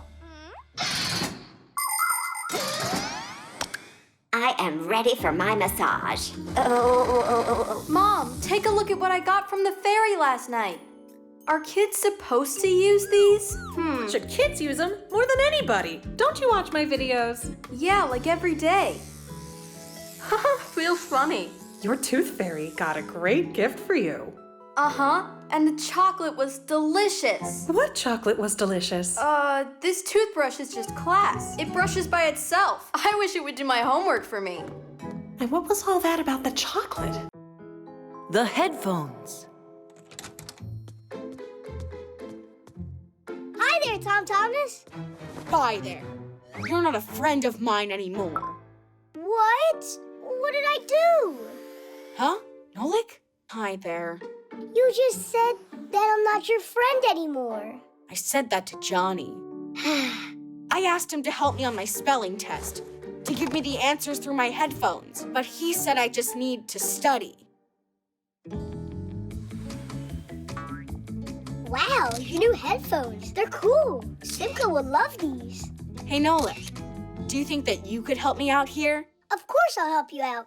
So what do you say? How do I get through the test tomorrow? You could say you forgot how to write with a pen. Come on. People learned how to write a very long time ago. One of the first to do so were the Sumerians. They used a special stick with a wedge-shaped tip to press characters onto clay tablets. This kind of writing is called cuneiform, which means wedge-shaped. How do we know what the author wanted to say? Scientists had to rack their brains to figure it out. In ancient China and Egypt, people invented hieroglyphics, where one symbol stands for a whole word. They're still used today. And of course, we can hardly imagine our world without the alphabet. Each symbol is called a letter, and these letters can be used to form words. There are a few dozen alphabets in the world and more than 7,000 languages. Although I think these days, instead of typing letters, people prefer to type emojis. How am I gonna pass? There's no time to learn all this. That's a shame. Sorry, but I don't know how to help. Hey, Nolik, I got it. You can read me the answers. Can I? Spell snowball. Not like that. I need you to spell the words in here. You mean go inside the headphones? No, you just gotta call me. You know, like from somewhere else. Like the TV. To test the connection. Ah, I get it. Let's go? Yeah. Great. Cucumber, basketball, artichoke. Hey, stop. You gotta go slower. Absolutely. What absolutely? Will you tell me the next word? That's what I'm trying to do. Absolutely. Then tell me it, Nolik. Absolutely. Ah, with an O or an A? Where? Give me another word. Crook? Rook with a B. Is it possible to speak clear and louder? Excavator. Don't yell. Someone will hear you. You're the one who said loudly, excavator. Escalator? Vader. Like Darth Vader? You said escalator. Not escalator, it's excavator. Hello. Why did you hang up the phone like that? Because I couldn't figure out a single thing that you said. Of course not. Your headphones are obviously broken. They are not. You just don't know how to spell. I'm telling you, these headphones are broken. But I'll fix them for you. Thomas, you can be funny, you know. How can your headphones work if they don't have wires attached to them?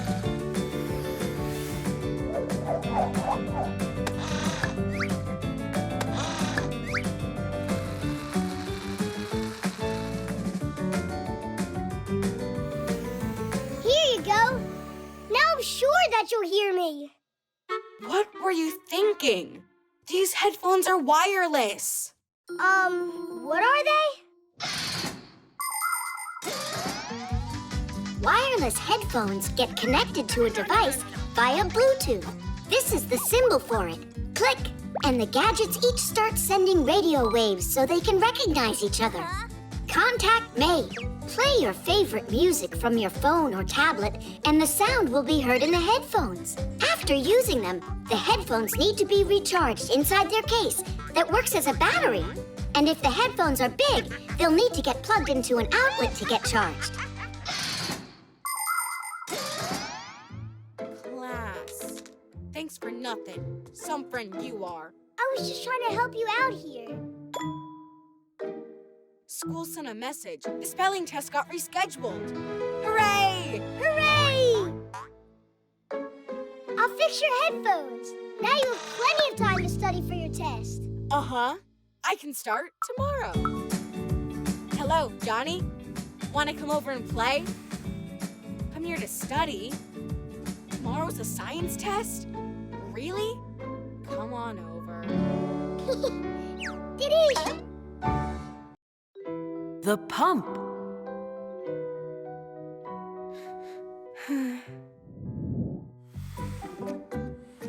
Thomas, how about we play cars? I don't want to. Then let's play soldiers. Not soldiers either. What's wrong with you today? It's that Katya, she didn't invite me to her birthday party. Why? Do you know? We were playing a game of chess, and I did this stupid move, and she didn't let me play it over. And then?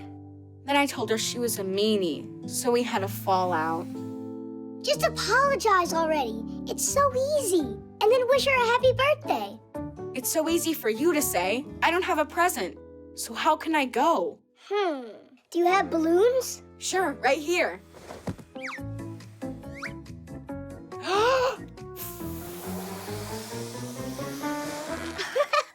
Tell Kati you got her a sausage for her birthday.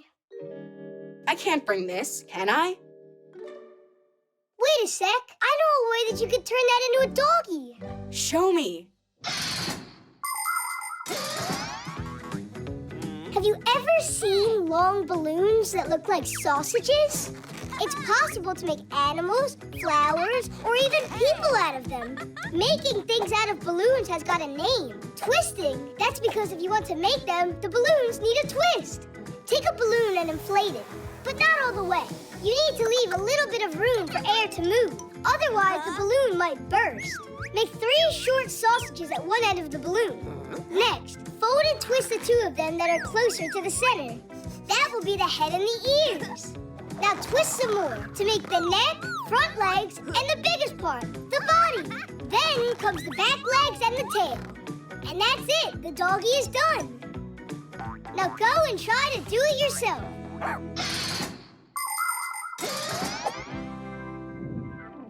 It's not big enough for a gift. You need to give her more than that.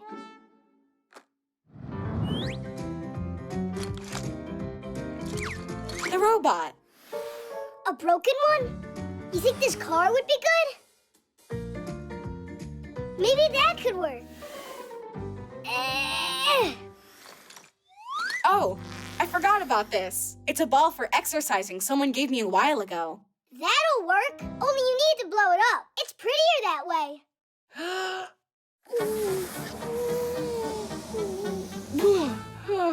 I got dizzy from that.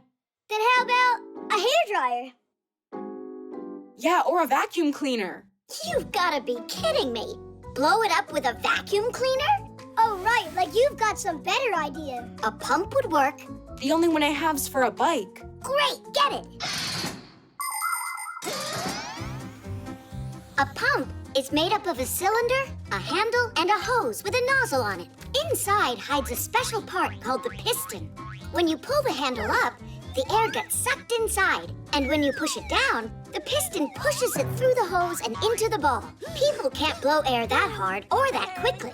By the way, the air doesn't get out of the ball because of a special valve. The valve only lets the air out when you press on it, like this.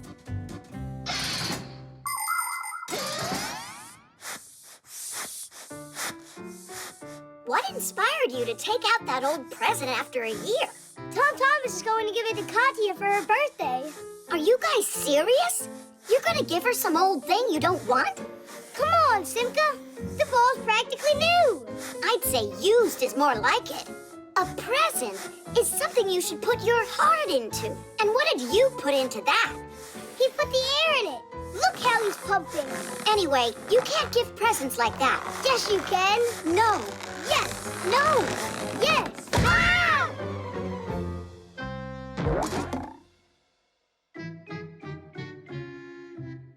Now there's just no way Katya will make up with me. No panicking.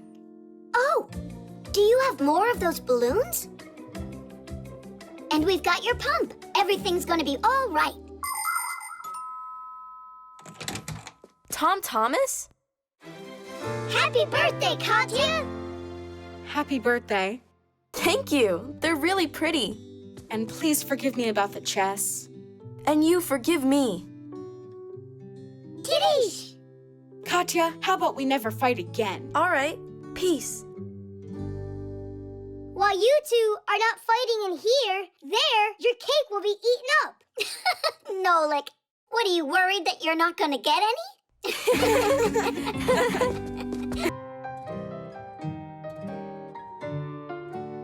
Comics. Katya, are you done yet? Just a second, you two. There, all done. What do you think? A whole comic about us. It's great. You can make a movie out of it. Look at that mug. Check out how good I look. And I look like Superman. Well, I look superer. No need to argue. You're both heroes. Wait, if you put it on the internet, then we'll become famous. Is it a smart idea for Fixies to become famous? Ha! I say the more fame, the better. You do. Well, anyhow, see you later. Hey, that's not fair. I mean, we saved the planet, and no one's gonna find out. Comics are a kind of picture book in which the pictures are combined together with words. To make one, first you come up with a story. It could be about superheroes, or princesses, or scientists, or even all of them at once. After that, you can start drawing. Divide a sheet of paper into sections and fill them with a series of pictures that tell your tale. And write what the characters are saying in speech bubbles. By making picture after picture, you can tell the whole story. It's like a cartoon, but on paper.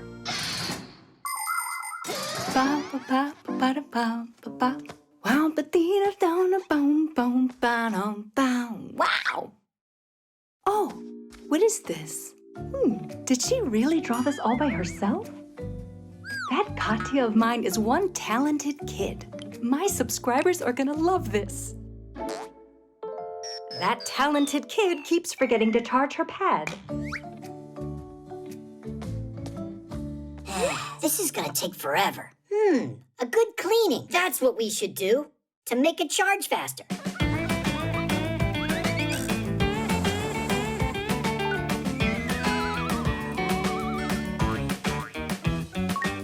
Just a little more and we're all set. Set to go on the internet, that is. Then, tons of humans will know about us. Humans? The secret of the Fixies. That comic can't go online. Drain the battery down.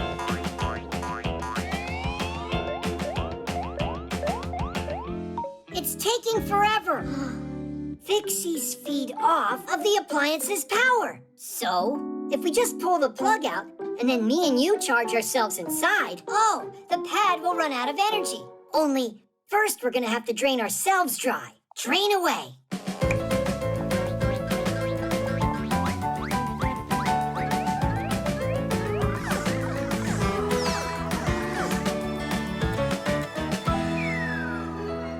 It's totally drained. Huh, did I really forget to plug in the cord? We'll show Katya's mom who's the boss. People can spend hours on their pads and phones, and that's why they have to be recharged all the time. But do you know how you could do that less often? One thing that works is to unplug the device after it reaches 100% charge. You should also make sure to close any apps that you aren't using at that moment. Are you just listening to music? Then you can lower the brightness of the screen. And try not to drain the device all the way down to 0. That can damage the battery. Oh yeah, I almost forgot. If you turn on airplane mode while charging your device, it'll take a bit less time. And while your device is busy charging up, it's better to put it aside and get some exercise or play some board games.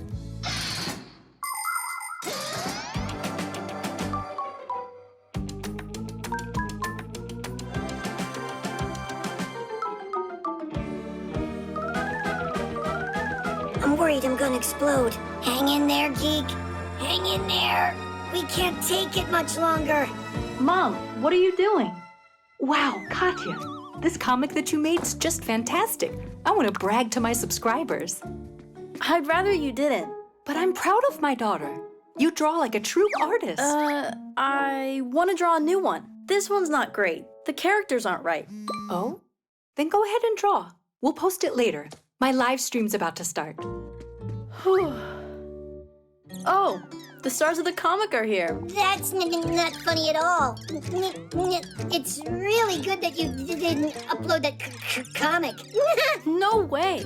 I would never let out your secret. You're the ones who are ready to give it up. Why are you twitching? It's just because we're overcharged.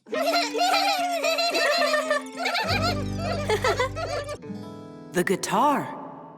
I'm off to the store. I'd appreciate if you'd wash the floor and do the dusting while I'm gone. Then who's gonna do what? We can decide like we always do. All right, whoever wins gets to do the dusting. Rock, paper, scissors. 1, 2, 3. I'll start in the office. Dust, here I come. This is unfair. What do you mean? You lost. We both saw it. Yep, I know. Do you hear that? What's that noise? A guitar? Uh-huh. Sounds like Dad's doing his dusting. Simka, where you going? She's a music fanatic.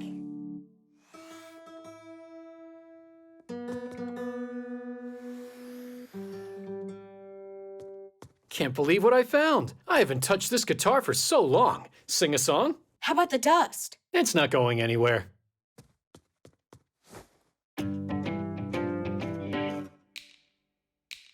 My glass is cracked, now I can't see. My glass is cracked, now I can't see. My glass is cracked, now I can't see. My glass is cracked, now I can't see. My glass is cracked, now I can't see a single thing in front of me.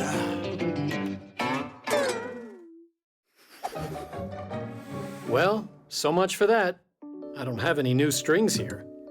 Shall we go clean? Tom Thomas, if you can manage to get your dad out of the room, I'll fix the string for you. Ah, really? All right. Yeah. I told you that she's a fanatic. Dad, why do I still have to mop the floor? Let's try again with rock, paper, scissors. Sure. Here we go. 1, 2, 3. All right, take this.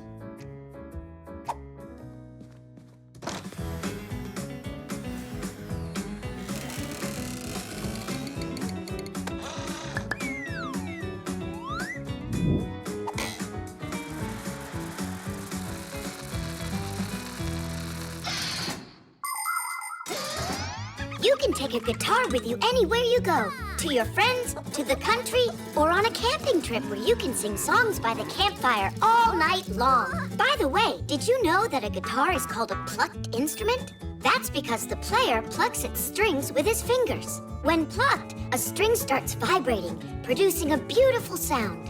The thinner the string, the higher the sound, and vice versa. To play a melody, you need to press the strings down onto the wooden neck, which is also called the fretboard. The guitar has many relatives: ukulele, banjo, dumbira, lute, and even balalaika. There are a lot of them, but the one that I like the most of all is the powerful electric guitar. Connected to an amplifier and speakers, its sound can fill an entire stadium.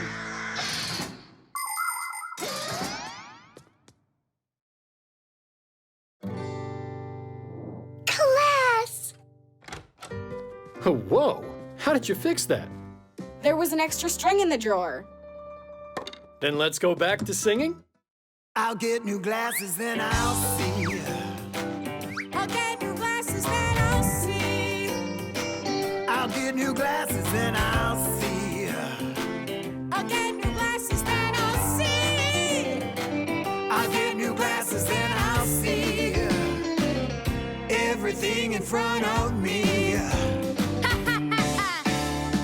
I will see, yes, I will clearly see.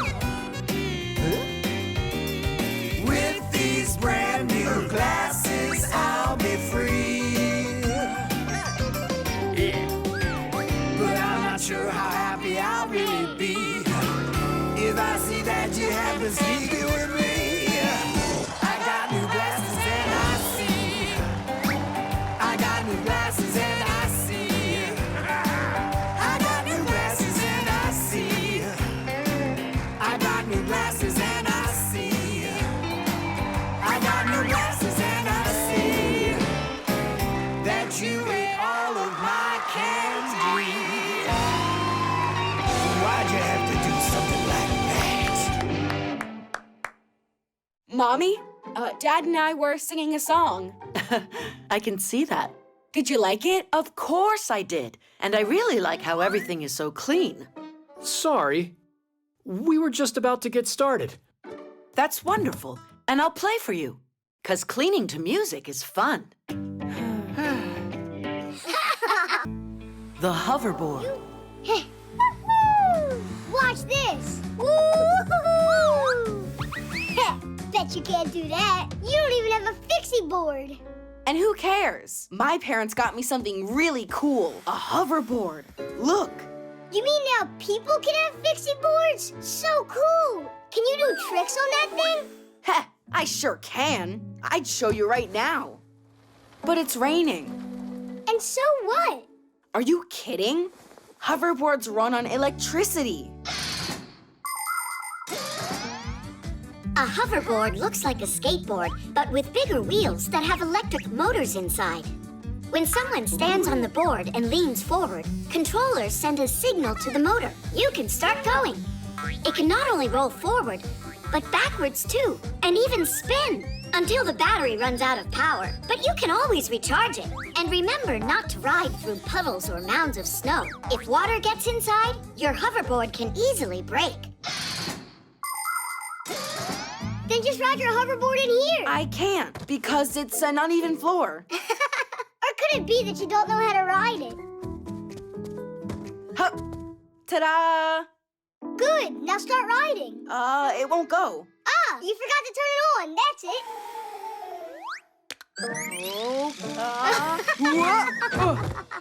Don't laugh at me, Nolik. It's the floor's fault. I'd even fall off a scooter in here. Uh-huh, whatever you say. If you think you're such a pro, then why don't you help me out here? Yeah, sure. Instructor Nolik will teach you everything you need. Just do what I do. But first, put a helmet on your head. Go like this.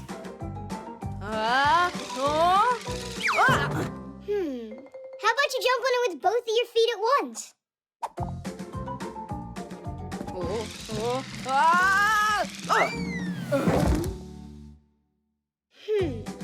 How about jumping on it backwards? That's scary. Don't worry. Just close your eyes.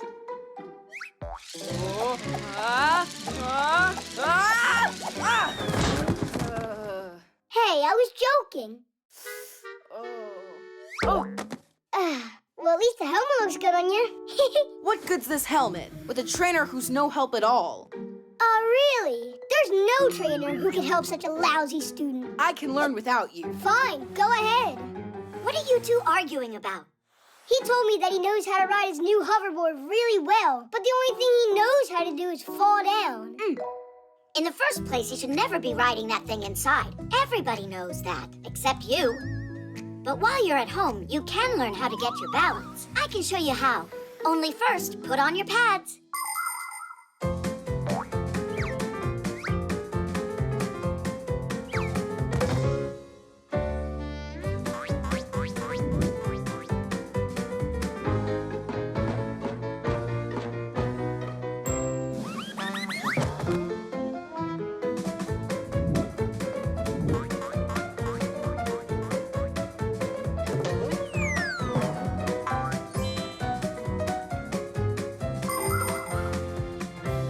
Class! Simka, you're a really great trainer.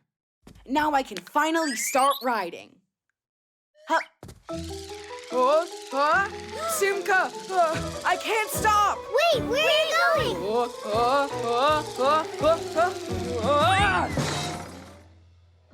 Thank goodness he was wearing his helmet. And those pads. On segways, hoverboards, and electric scooters, it's easy to pick up speed and fly like the wind. That's why when you ride any of these vehicles, please do it with care. Always wear protective pads and a helmet. While you're riding, it's important to pay attention to what's in front of you and to your sides. Someone could suddenly appear from around the corner. If you get to a road that you need to cross, you have to get off of your vehicle and walk it. Remember, you're not the only one out there, and you have to share the road with others. Everyone should feel safe. Pedestrians walk along their paths. You ride to their side, and cars are driving on the roads. It's really nice when everybody respects each other.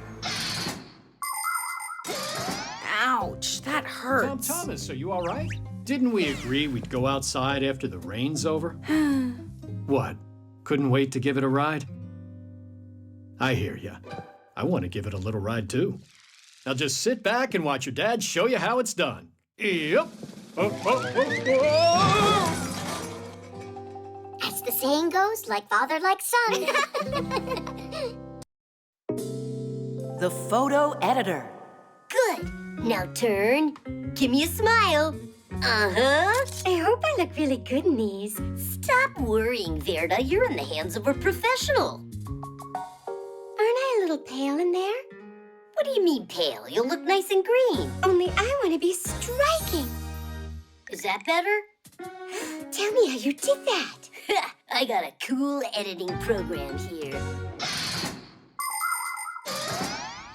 Taking a good picture is only part of making a great photograph. To make a photo look its best, you need to work on it. That's where a photo editing program comes in. It has so many tools. With the help of an editor, it's possible to crop pictures, change the lighting, get rid of unwanted objects, or add something that wasn't in the photo when it was taken.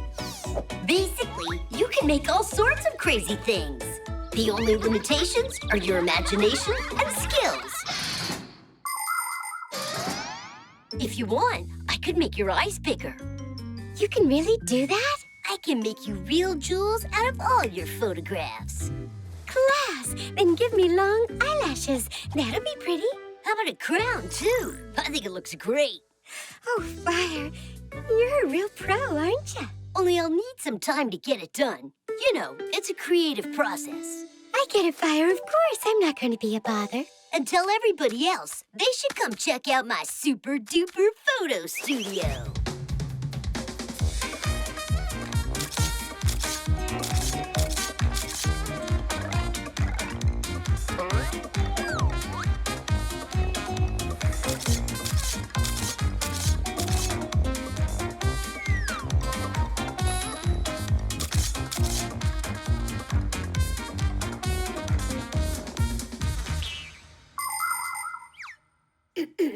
When will the photos be done?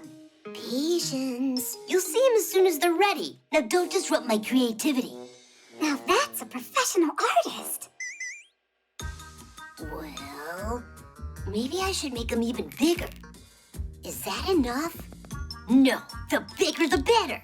Now they'll finally say what a talent I am. No word from Fire? Not yet. Having to create is hard. Hey, you want to bet that my photograph will be the coolest? What makes you think that? Because that's what friends do. But I'm the one who discovered his talent. What a braggart. Oh, our photos are ready. Come on, let us see, let us see. What? That's not me. A royal clown.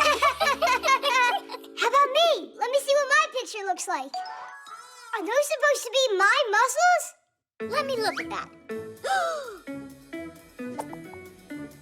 Oh, who is that tadpole? Is he making fun of us? Well, cool, right?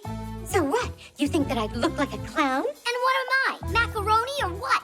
Now, do those really look like arms to you on there? And my body doesn't look like that.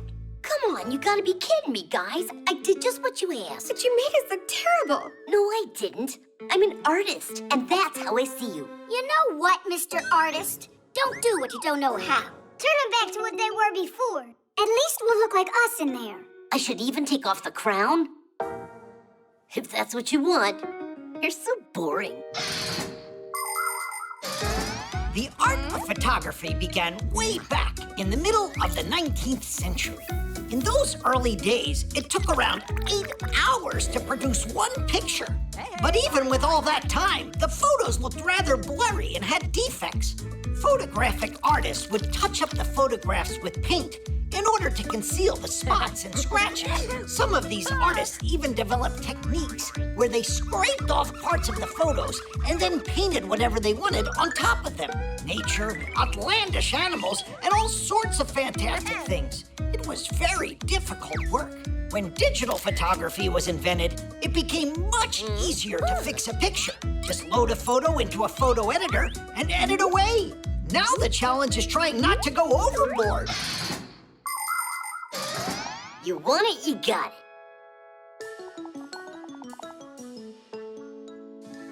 Now we're talking. Splendid. Nobody needs that photo editor. Only, I'm looking a bit small in there. It would have been fine if you'd left my eyes a little bigger. And I was a little taller. I like my photo just as it is. Except you could change how you did this background. Then what do you say? Can you In make my it eyes, you can't make them bigger. Come on, Fires. It was Give me a last little time. more muscle. But don't go crazy. And any background would look just great. You're never gonna be satisfied. The sneakers.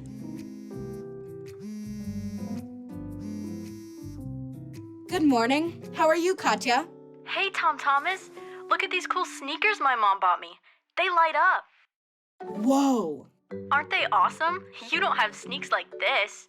And why are you so sure of that? I got them. Yeah? Show me. All right, I'll show you. Only, I gotta use the bathroom. Call you back soon. Do you really have light up sneaks like you told her? No. But you know, I have these two friends. They can make almost anything in the world. Light up snakes included. Or maybe they can't do it? Actually, they could do it. They would be no problem. Just attach the little lights and you're done. All right, Nolik, you get the batteries. And Tom Thomas, you get your sneaks. Uh-huh. And I'm off to the laboratory to get light-emitting diodes.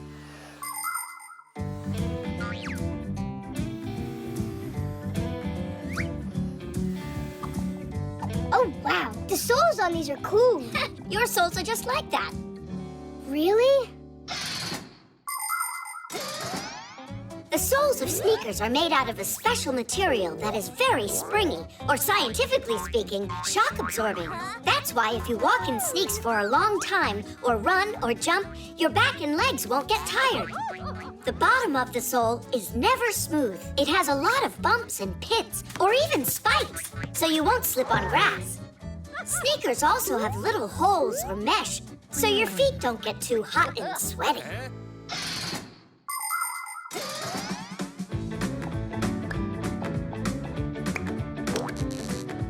Diddish! Call Katya. So, where are your sneakers? Show me. Here. Whoa! And my lights are so much brighter. But I can turn mine on with a remote. Watch this. They're on. Up. They're off. Ha! Mine turn on and off when I jump. I don't believe you. Oh, Katya, can't see you. What's wrong? Huh? Tom Thomas? Hello? What? The lights on your sneakers, that's not how they work. Don't I have these really good friends who know how to make anything in the world? Yeah. Hello? Hello? Tom Thomas. Oh, everything's working fine again. Watch this. Hup. Now they're on. Hup. Now they're not. Hup. They're on. Hup. They're off. Hup. Hup. Hup. Well, you know, I bet your shoes can't blink. Well, you lose. And my sneaks don't just blink. They can change colors, too. Tom Thomas? Don't you know how to do it?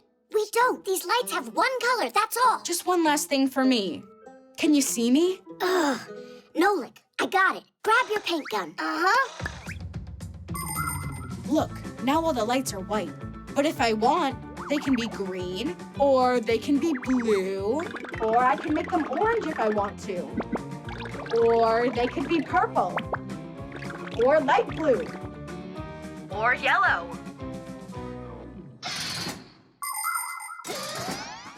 Do you know why little light-emitting diodes are able to burn so brightly? The secret to this wonderful invention is a special multi-layered chip located inside the diode that conducts electricity. These chips are made from thin, round wafers that get many layers added to them. The wafers are then cut into thousands of tiny square pieces, the chips. These chips have atoms with electrons that travel around the nucleus. The electrons are able to transport electricity. When electricity's run through the chip, the electrons get pumped up and immediately start jumping from their places, leaving little traces behind them. When another electron bounces into those empty places, it lets off a little flash called a photon. And these photons, they're the light coming out of the diode.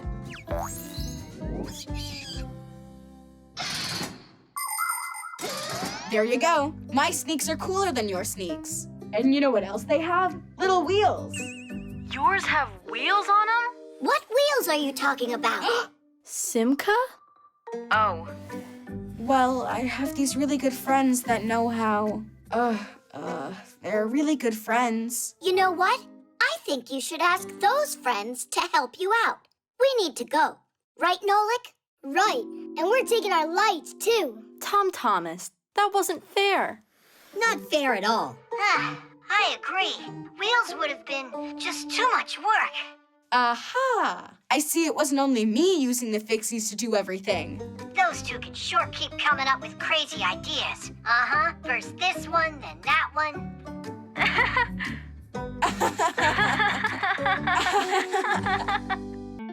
The safety harness. Hey, Nolik, I say we go scare Elisa. What do you think? Yeah, I'm in. All right, let's go. Hey, Nolik, where you going? What about the rock climbing? We changed our plans for you. Getting some lessons was your idea. You're right. Fire, I'm sorry. I wish we could play our trick, but they invited me. I invited you too, didn't I? But you did it later. You want to join us? No thanks. Fire, are you upset with me? Just go already.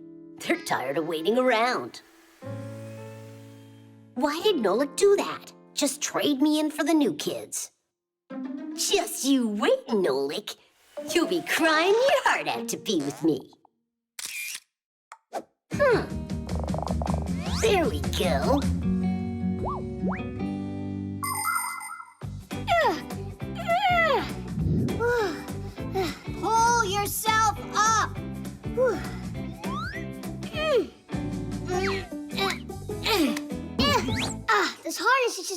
my way. Huh? Look where Fire climbed all the way to. And without any of these ropes.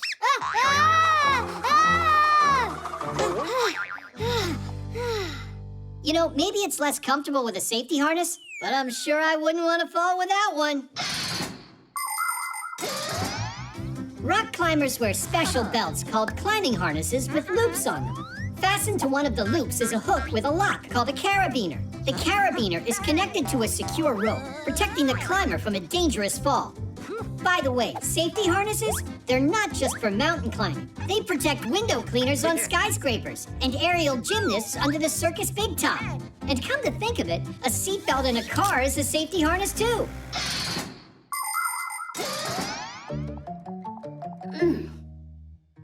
Really? No reaction?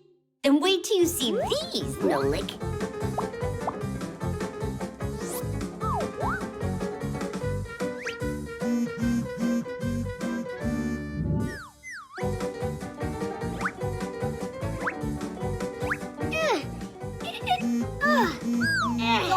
Go on, Nolik. Just a little more.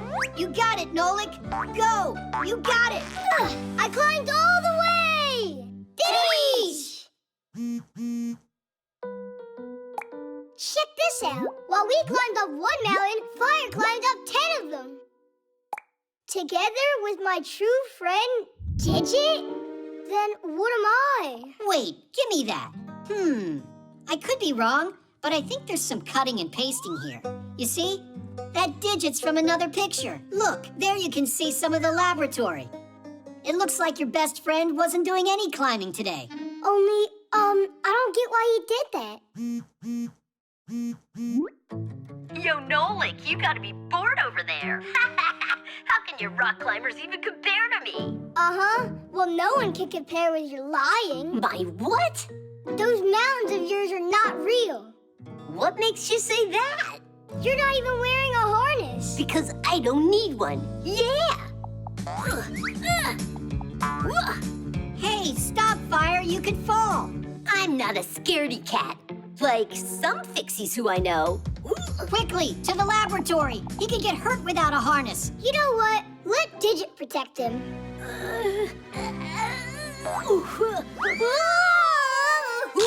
Help! Huh? Fire, hang in there. We're coming to save you. Before trying to become a real mountain climber, beginners should start by getting some training at a rock climbing wall with an instructor. While the wall is not a real mountain, it's still important to follow the rules. The best kind of clothes for wall climbing are gym clothes. For your footwear, it's best to wear athletic shoes that have a non-slip sole on them. You must never start climbing until after the instructor checks that you're wearing your safety harness correctly and that it's fastened securely. While you wait for your turn, move away from the wall so another rock climber can't land on your head. And no selfies up there. While you don't need to be afraid of falling if you have your harness on, it's still a lot more interesting to make it all the way to the top.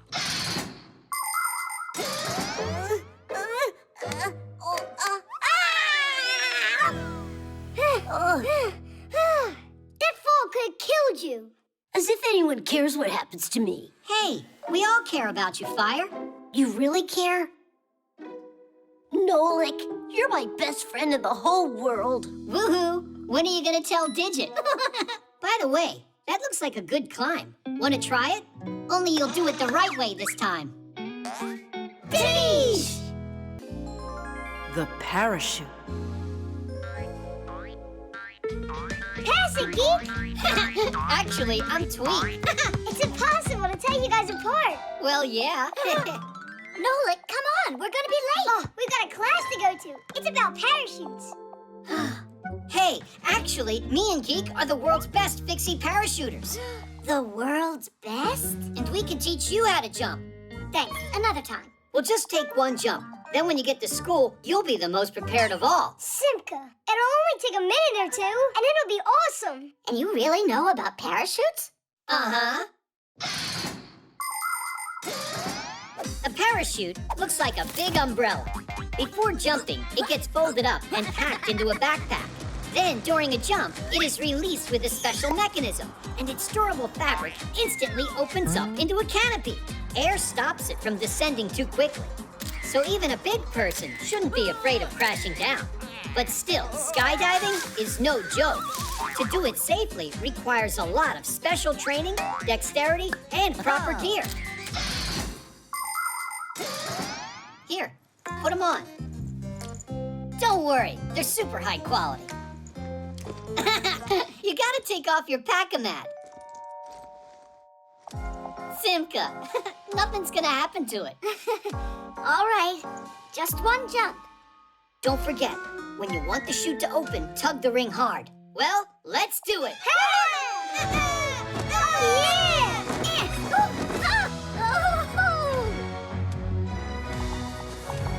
Class!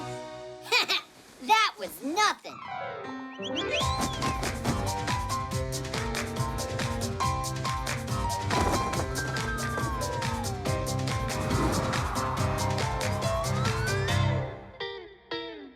What do you say? Is your school this much fun? We're late for school. Hurry up. What's the hurry if you're already late? Now it's time for the most interesting part. Oh, it's scary. You mean scary good, right? Did you two go nuts? If we jump from up here, we'll die. That's it. I've had enough. Nolik, let's go. Wait, how did we even get up here? We gotta get our pack-a-mats. Oh, yeah! Hey! Come on, jump! You gotta bring our pack-a-mats to us. No, they'll open. Just jump. You heard me wrong. What, are they waiting to show us some formation? Uh-huh. Cool, guys. Please bring our pack-a-mats to here. Join you? Ha! No way! We're not climbing back up. They don't understand anything. Pack-o-mats! Nolik! Give the ring a tug! The ring is stuck! Marcia! Try the reserve!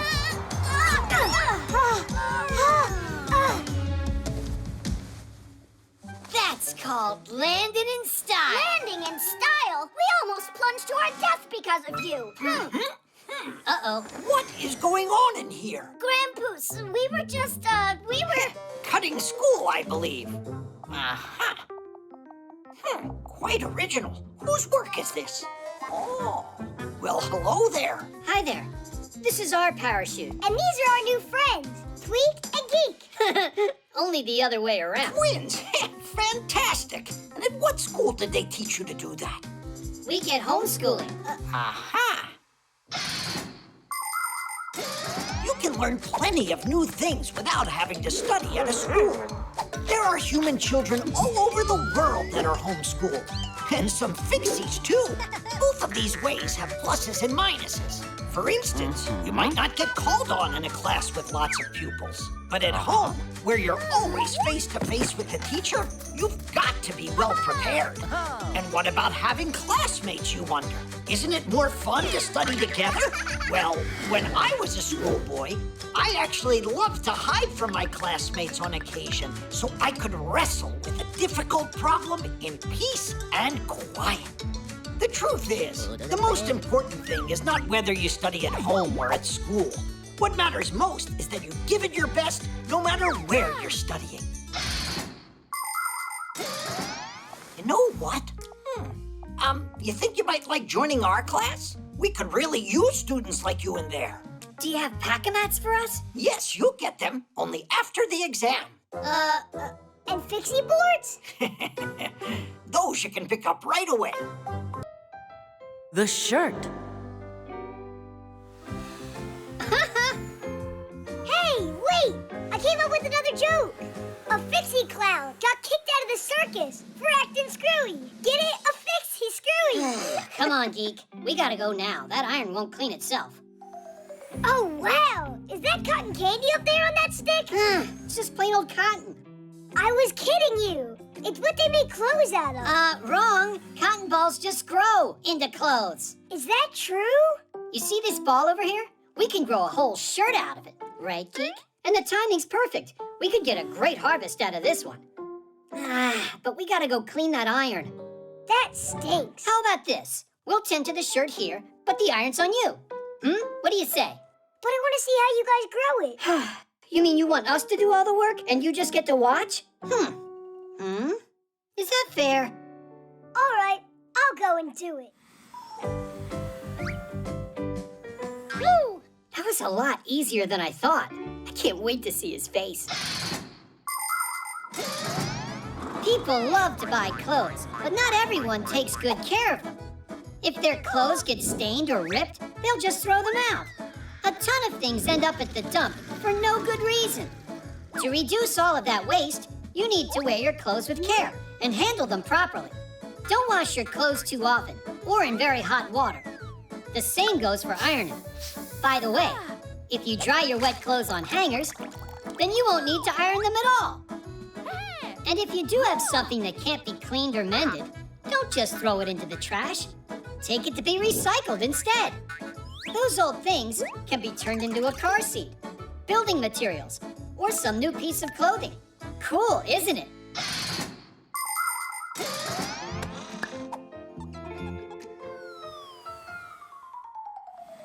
Pretty good, right? So let's start the show. It's growing! Great!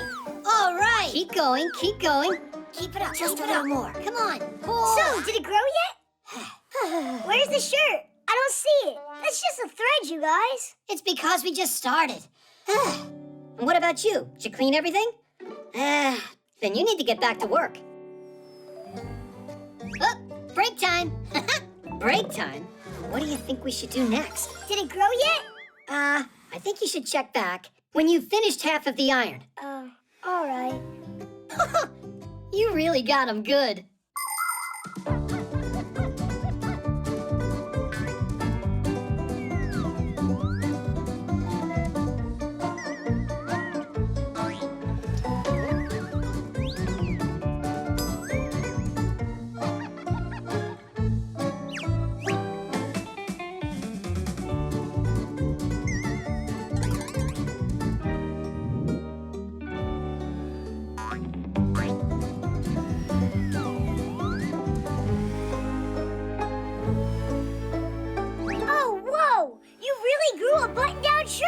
Was there ever a doubt?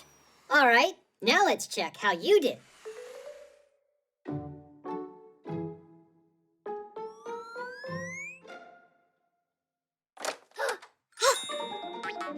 Wow! Mom bought some new shirts. Nolik? Katya, I'm sorry, but you're wrong. They were grown by Tweak and Geek. Funny, you're joking, right? No, I saw it with my eyes. They grew from the cotton. You mean this was all a trick? To make me clean the iron! The shirt doesn't deserve your frustration. Don't be upset. I got a good plan, Nolik. I still don't get how this works. Where do all these clothes come from, then? Cotton is grown in fields. People collect it and pull it into thread. At factories, the thread is made into fabric, and the fabric into clothes that get shipped to stores all over the world. To make sure this process doesn't harm our planet, everything needs to be done with care. That means saving water and electricity and not using harmful fertilizers. So the next time you need to buy a new pair of jeans or a shirt, choose one that is made with concern for nature. Nolik, you are a champ. It's totally clean. Tweak, Geek, come over here. We got a lot of work. It's time to harvest socks. What? You don't want your Fixie friends to end up without them, do you? Seriously, Nolik? Yeah. And after your socks, we can harvest your pants. All right, you got us. Nolik, how about we do one of your chores for you now? No more tricks. Sounds good. But first, we harvest the socks. The computer.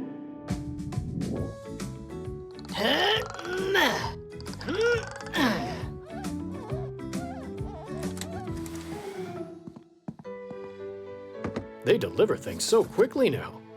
Oh, a brand new computer! What are you doing? We gotta hide. Did you forget you almost got caught yesterday? But almost doesn't count. You know what? Fly on home right now and stop arguing.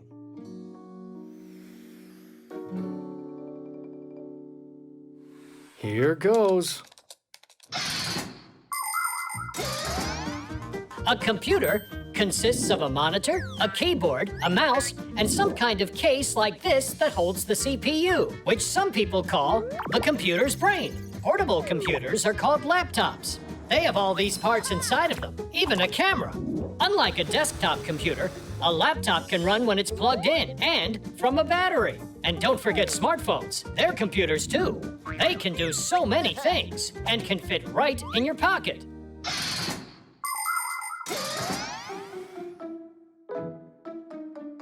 No, my Pac-A-Mat. I left my Pac-A-Mat here. Papoose, where are you? Uh-huh, I see. You're in my computer now. He's what? I need all of these programs installed, and an antivirus too. Can you do that? That's excellent. Let's fix-a-late to make it great. Let's fix-a-late? It's what my son says. It makes me laugh. Papoose is in the computer? You said you don't need me for now? All right, I won't bother you then.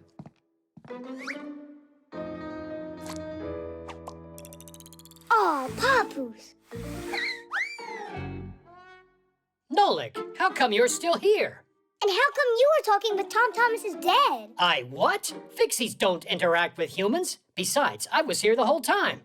Then who's in the computer? Marcia! I haven't seen her all day today. We gotta get her out of there. Uh-huh, let me look. Let's save it in here. I don't believe my eyes. Hey, what's up? Shh. Marcia? Yeah? And what's going on here? Were you just talking to him? What was I thinking? Simka! She's inside the computer. She's talking to Tom Thomas's dad. Don't say that. Come see for yourself. That girl's getting grounded. What girl? Simka, you're here. Well, yeah. Is, something wrong? There's one of us stuck in that computer and they can't get out. Look! But we're all here with you. Where is Grandpoos at? You're right. It's Grandpoos in there. That's who. Tom Thomas's dad caught him, locked him inside of there, and made him his slave. Oh. Are you certain? Quite. Grandpoos has to be rescued. Follow me. Grandpoos! What happened here? We thought they captured you and put you in that laptop. But I'm here. What are you talking about? Yes, Nolik. We don't understand what this is all about either. I just figured it out. It's not a fixie in there. It's a remote technician. Oh, did we get fooled? Ugh. A remote technician? If you've got a broken computer, it needs to be taken to a repair shop. But if you need help downloading an update, removing a virus, or figuring out some other problem, it can be more convenient to talk to an expert that works remotely, which means from another location. The technician can help you no matter how far away you are. All that you need is a solid internet connection. Now the expert can control your computer and do whatever's needed, as if he's sitting right in front of it. For instance, he can make the computer run smoother or get a program working properly. By the way, it's not only computer technicians that are working remotely these days, but also programmers, bookkeepers, and even scientists. It really is cool, isn't it?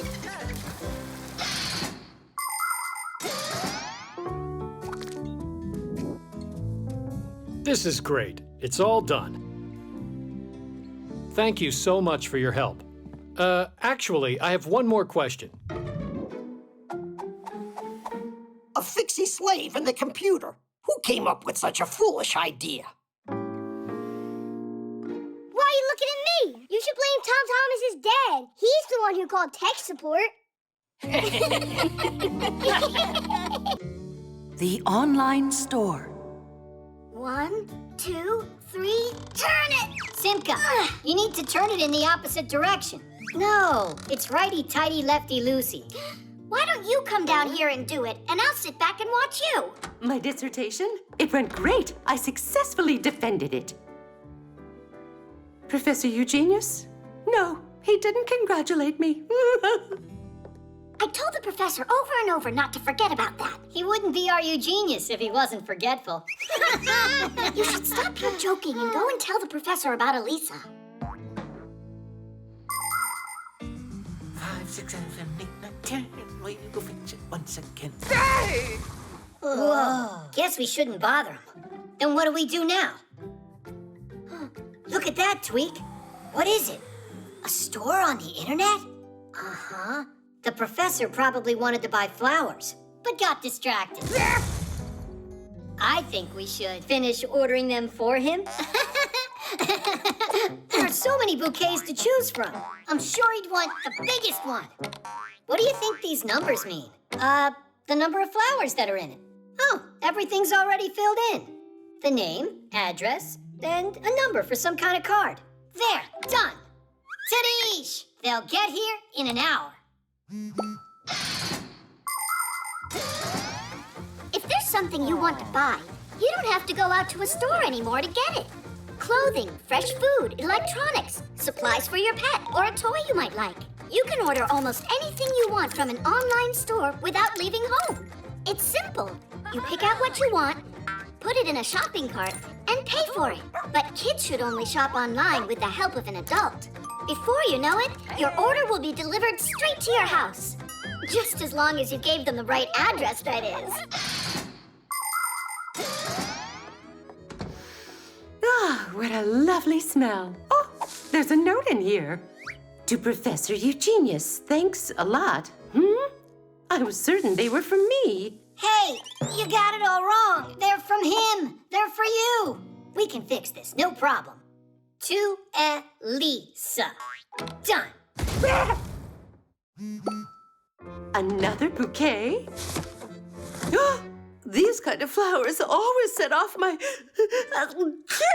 allergies. Professor Eugenius is so absent-minded. First they get sent to the wrong person, then he sends the wrong kind. We can fix it, no problem. Name, address, done. Why does my phone keep making all these funny sounds today? Don't worry, this time we know that we got everything right. Good job, guys. What is this? How? What happened? Someone used my card and ordered a ton of flowers without me knowing. No, not a ton, just 3. Bouquets, that is. What? You mean you guys never told the professor? Never told me about what? Well, Elisa, she was crying, and you were busy working. We decided to help you out. You decided to help me out by spending a lot of my money? Money? What do you mean, money? You think you can get flowers on the internet without having to pay? That's what those numbers must have been about. But you wanted to order flowers anyway, didn't you? Yes, I did. And look, I've already done it. And then you... Professor Eugenius, you remembered. When you're playing a game with play money, you can spend as much as you want. When you're playing a game on the internet, you have to be careful. Many of the websites out there that offer games and cartoons charge real money that is collected using credit or debit cards. Adults get these cards from their banks or through work.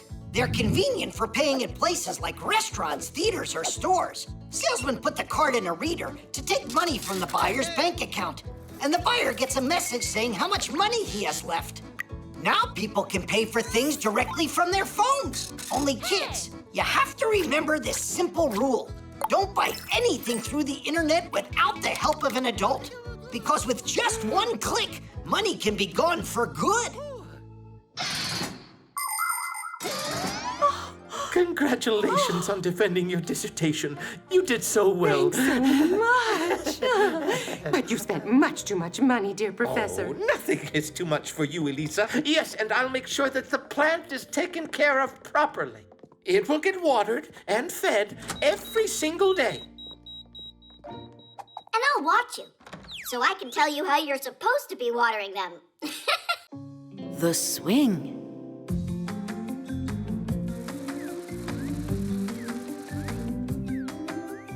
Marcia, check out what I can do. Sit down right now. You're going to fall. I'm not gonna fall. Did you hear what I said, Nolik?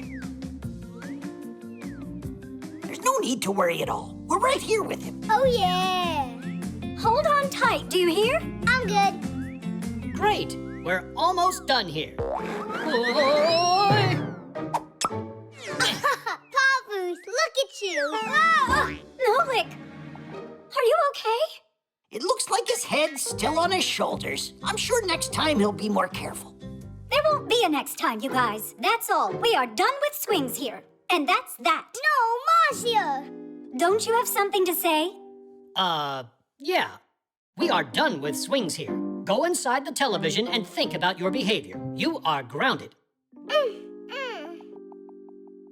You're being too hard on him. Have you forgotten how much you loved to swing when you were kids? I? Never ever. I love to swing. What? Who came up with the swing? It may have been the monkeys. They would swing on vines to jump as far as possible. And just for fun. Prehistoric man saw that and decided to give it a try. He even added a board. Then people thought of putting one log on top of another, and the seesaw was invented.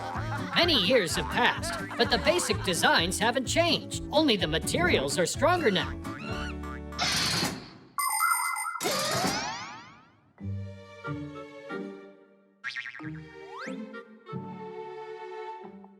Nolik, how are you? Did you hurt yourself? Maybe we could play a chess game.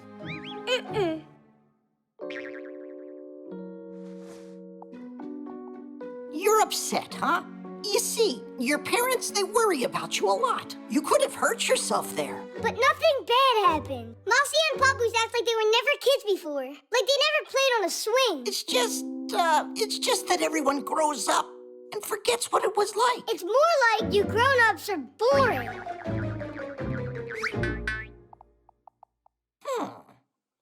Boring, he said.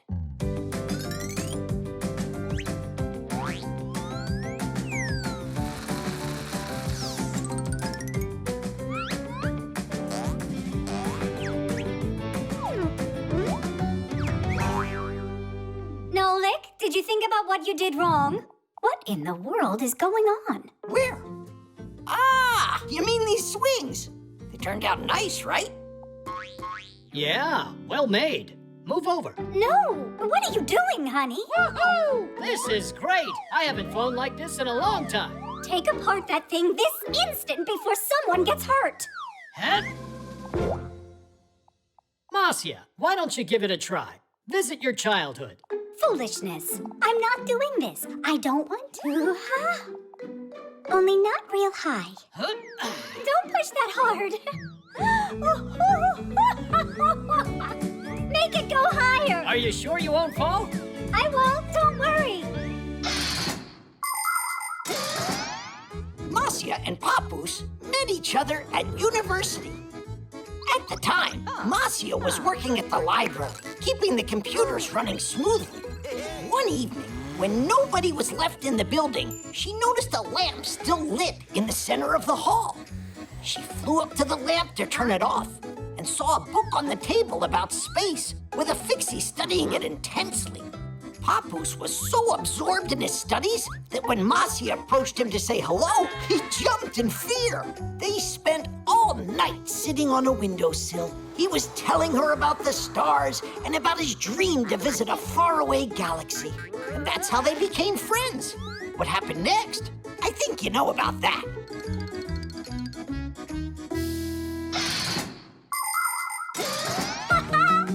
It's so fun! Woohoo! Marcia! Oh, you're swinging? You said we can't have a swing in here. This isn't fair. Nolik, I didn't mean to.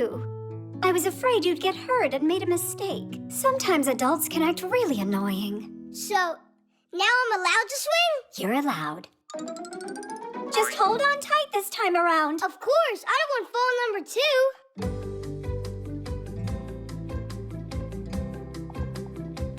2. Are you ready to fly into space? Yeah! 1, 2, 3, go! The contacts.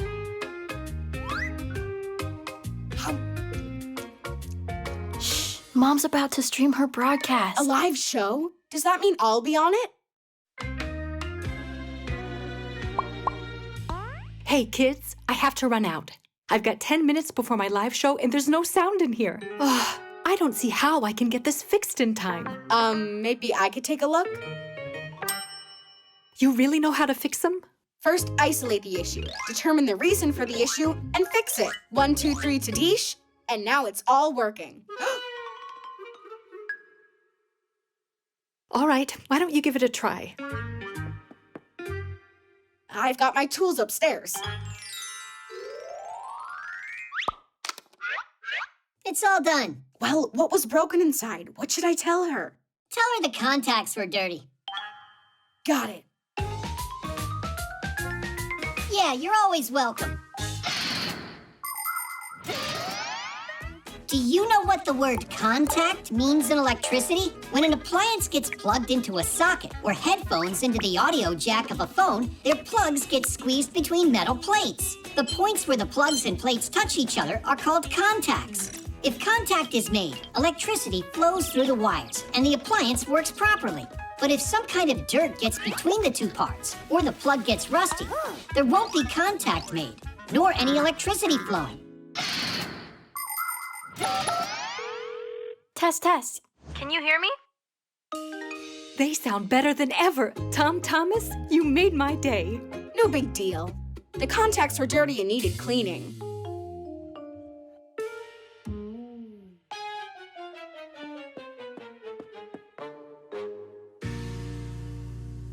Now what's wrong with this? Let me take a look. I'll fix it for you. All done. A dirty contact.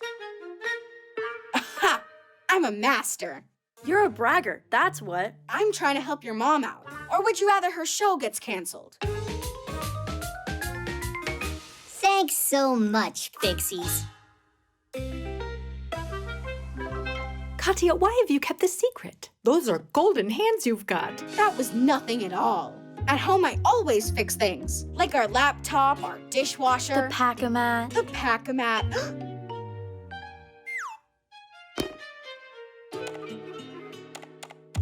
Why doesn't anything work? The blender's broken? Tom Thomas can fix it in no time. But electrical appliances can be dangerous for kids. Of course he'll have to unplug it first. I can't do it in front of you. I'll get nervous. All right, we've got 5 minutes to do this. And don't plug it in yourself. Ugh, what were you thinking? You gotta get the Fixies to come. What's wrong now? Oh, you're right on time. Could you fix this? You're the master. You fix it. I don't know how to. Just say 1, 2, 3 Tadish, and the blender will fix itself. Oh, please, you gotta help me out. I promise I won't brag anymore. All right, you need to put the lid on straight. There you go. That's what you needed for contact. That's all?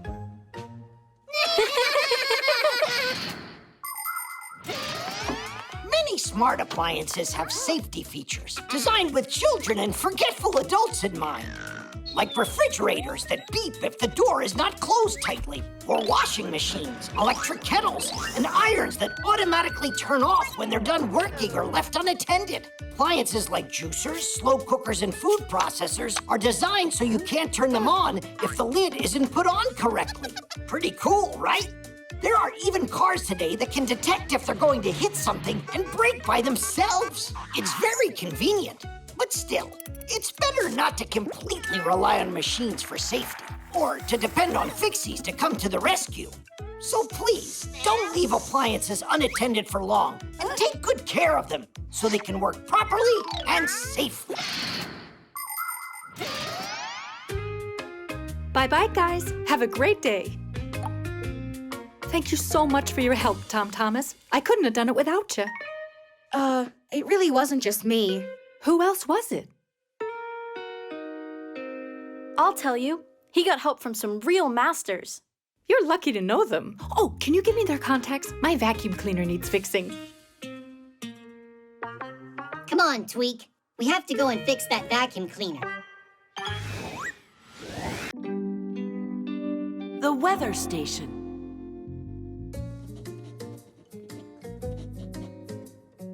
So what's the word? Did you finish your homework yet? Uh-huh. Way to go! So now you'll finish drawing us, yeah? I don't know. Katya. Let's go outside. Finally, we have some nice weather. Our weather station says it'll be sunny for the rest of the day. What weather station? Our new home one. I just bought it yesterday. Come on, I'll show you.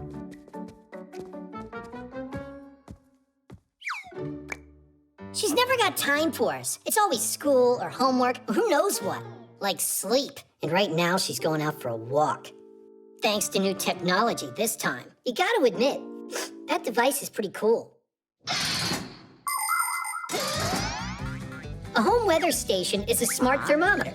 It measures the current weather conditions outside and predicts what the weather will be like over the next few hours. And not just the temperature, but also the speed of the wind and whether you can expect any rain or snow. In order to do this job, the station needs two parts, an outdoor sensor and an indoor base station with a screen to display the information. Many of today's weather stations can also send this information to your smartphone. Told you, it's a great gadget. I'll shoot a review after our walk. Uh-huh. I'll go get ready.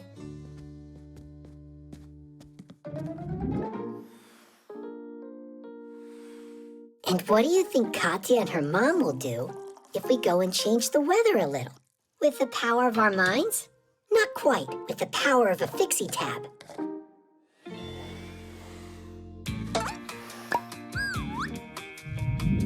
Time for a little magic.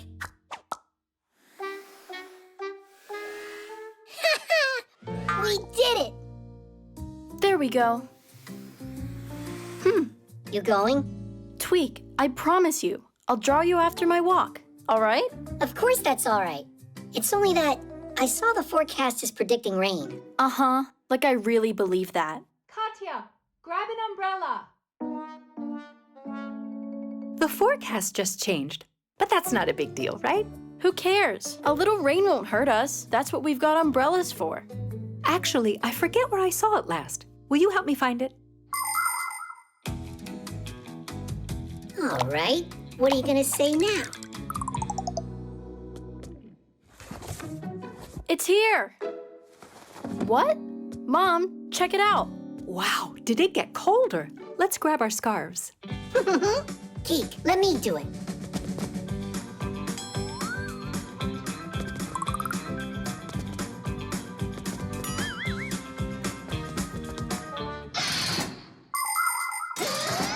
Since ancient times, people have tried to predict the weather.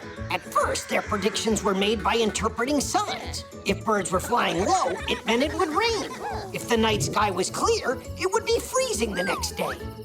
In the 17th century, when Galileo Galilei invented the thermometer, the science of meteorology was born. In those days, a weathercock or weather vane was used to show what direction the wind was blowing. And a device called a hydrometer would show how humid the air was.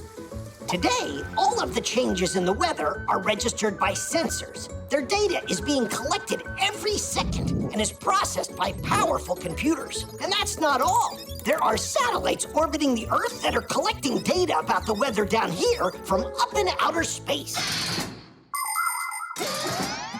I'm not sure if the weather's gone crazy or if this weather station has. Should we check what it says on the internet? Good idea.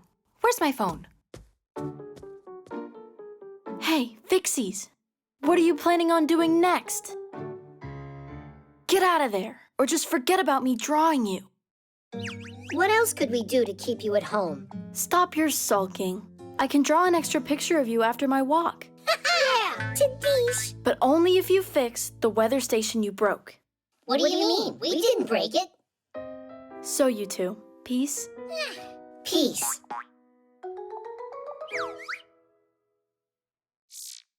It looks like our weather station got it all wrong. I just made peace with it. It needed a restart. Now it's working fine. What a smart girl you are. Then let's go before the weather changes again.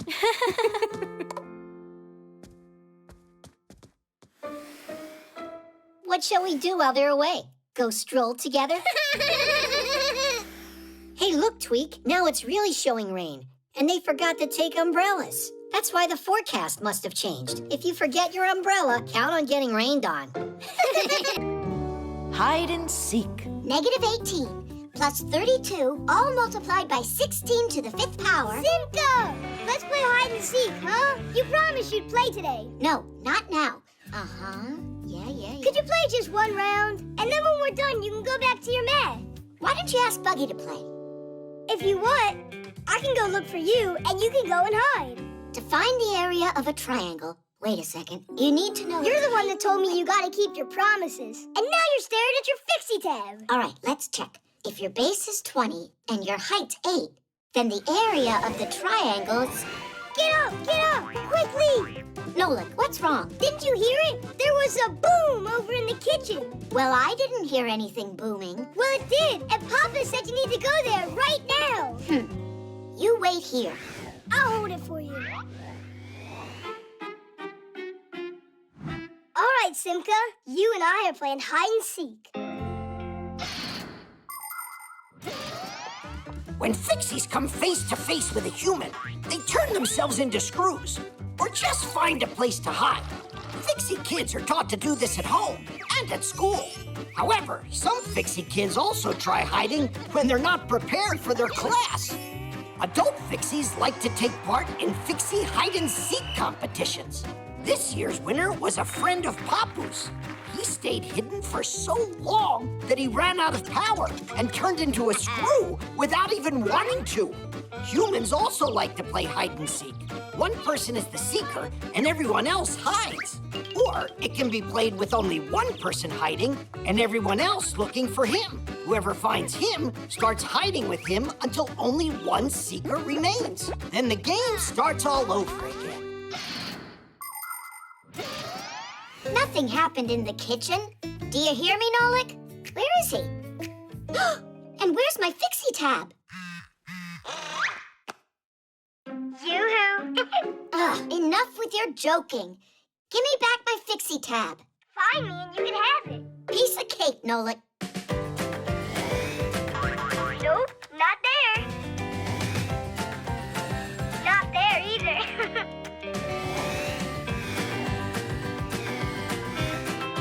Want a hint? How about we play You're on Fire? You're really cold. Ooh, you're freezing. Getting warmer. Oh, you're hot. You're on fire. If I'm on fire, then where are you? If you're on fire, it means you burned down. It means you went the wrong way. You got it all backwards. When I'm getting closer, it's hot. When I'm getting further, it's cold. That's how the game works. Get it? Really? Okay, I know an easier way. Should I go to the left or the right? Go straight. To the right. No, not there. But you just said to the right. I mixed it up. Now definitely to the right. Now to your left. Go, to the left. Oh, no, to the right. Turn left. Oh, no, I mean to the right. You went the wrong way again. I'd rather look for you without any of your clues. Television, television, television, television, television, drits, it's television, drits, it's television, drits, it's television. Where do Fixies hide inside? Drits, it's television, drits, it's television, drits, it's television. Where do Fixies hide inside? Calculator. Generator. What are you doing? Synthesizer. Come on. Excavator.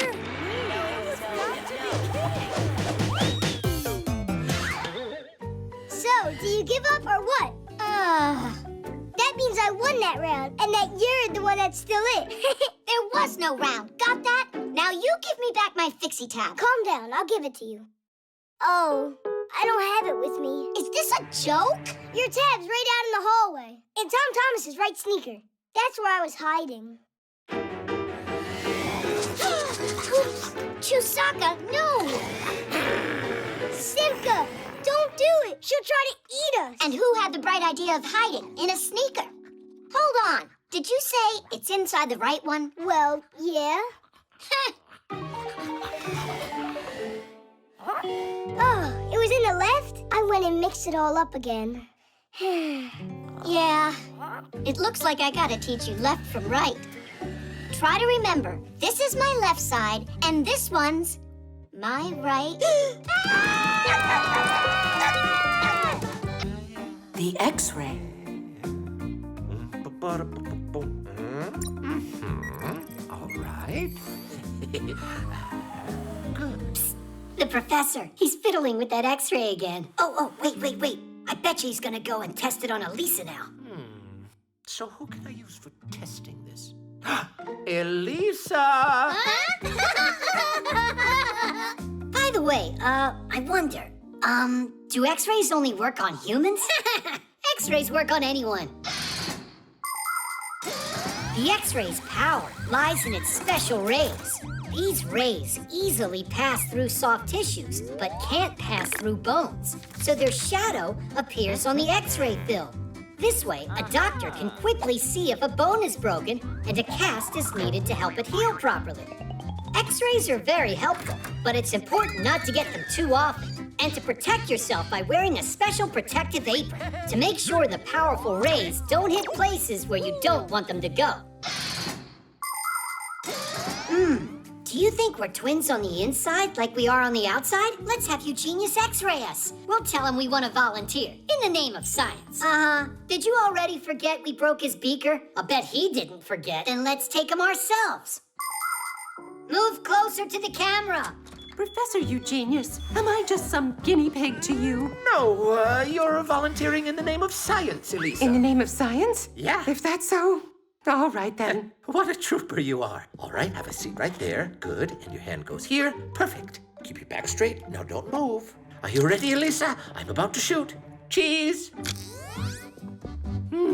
You have simply stunning bones, Elisa. And what is that? What? Is that a gear on there? I have got to get some medical help immediately. Elisa, there's no need to exaggerate. There's nothing immediate. I can explain everything. Dude, why did you turn yourself into a gear? I don't know. I must have gotten scared or something. All right, then I'll try. I'm ready. How do you get this camera to go lower? How much longer?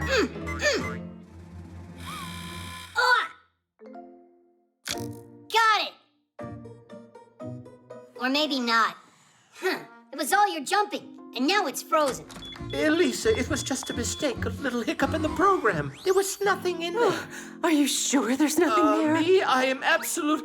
Elisa, you'll see for yourself.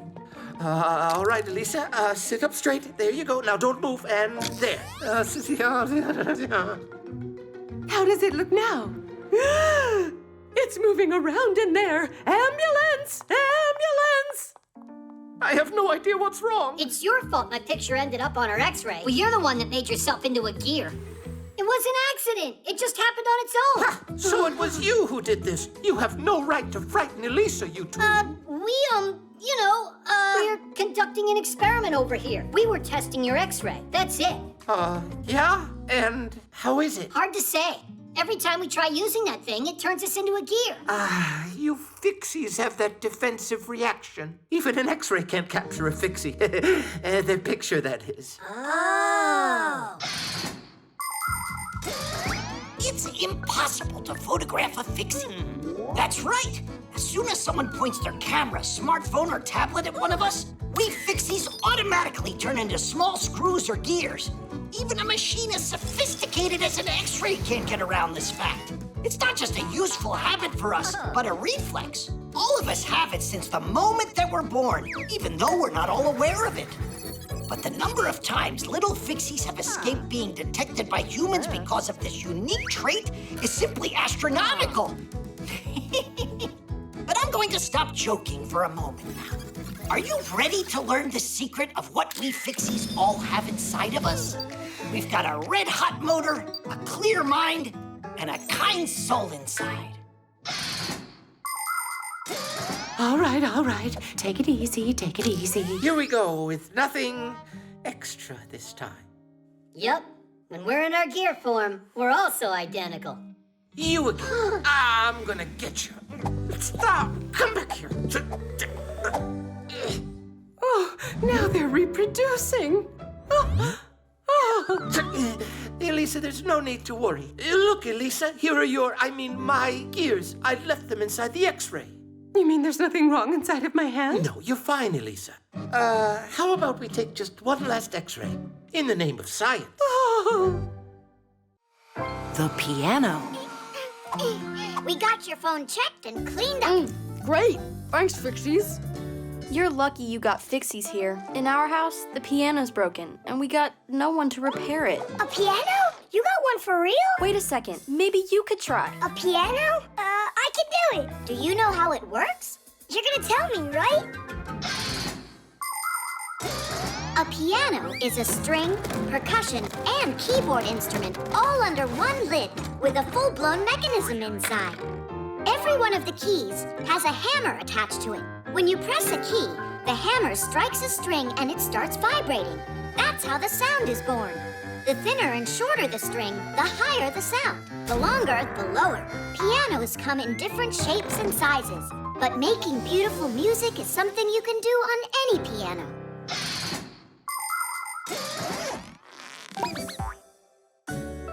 Your room is beautiful. So, where's the piano in here? You're standing on it, Nolik. Really? I thought it would be huge. And where are those little hammers? There are no hammers. It's electric. There's no sound either. I'll go in and check. Oh, now I see what's broken. We have contact. Tidish! Tidish. What? Ah, I didn't tighten it up. Sure enough. What a scatterbrain. Yoo-hoo! Who are you? Who are you? This is my home. I want to know what you're doing inside here. Tightening the screw. Who asked you to do that? Katya. That human girl that lives here? Right, very funny. I'm friends with that human. Hey, let go of that. No way in the world. Hey, are you all right there? Did you bang yourself hard? Yeah, so hard I'm seeing double. What's your name, dude? Nolik. Sure it's not Speck? I'm joking. I'm Tweak, and that's my brother, Geek. Him and I are twins. You know what that is?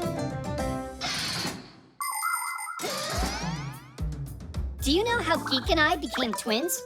There once was a very hard-working inventor who needed to make two identical gears with very thin edges.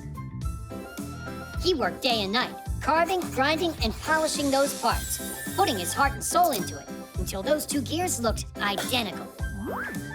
And as you already know, when a piece of soul goes into making something, a Fixie appears. And in this case, there was enough soul for two of us. But our lives changed when the inventor died. We got picked up together with his other things and dropped off at the dump. Without any work to do to stay charged, we just zonked out. If it weren't for a chance meeting, we would have perished. Hey, Tweak, don't tell them everything at once. We got time. Is that human really your friend? Uh-huh. But Fixies aren't supposed to mix with humans. Well, Fixies aren't supposed to break things either. But it's just because that human girl is... Katya. Katya. How do you put it? The piano's not her thing. Nolik.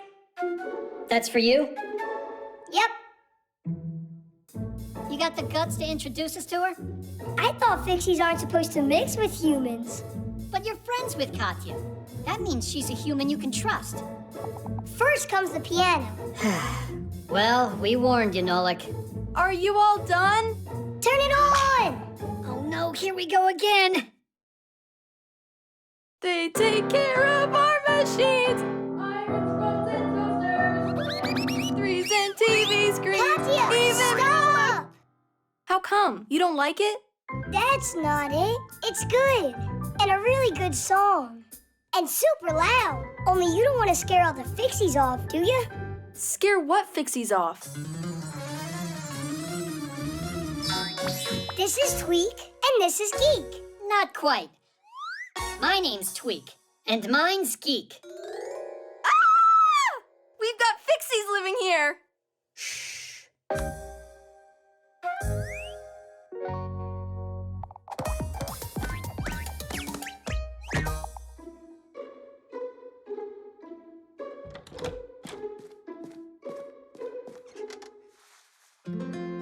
Thanks for your help.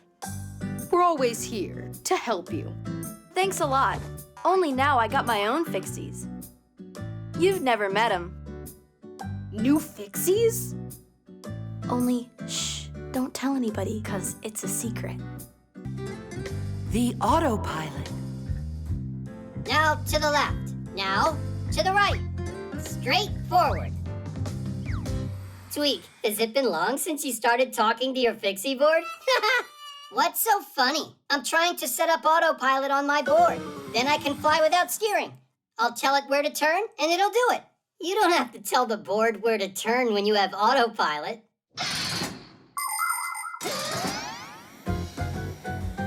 Have you ever seen an airplane flying without a pilot? A train rolling without an engineer? Or a car without a driver? It really happens. There are some vehicles that have a special system called autopilot. If the driver wants to take a rest, he turns on the autopilot, and the vehicle goes by itself along a route preset by the driver.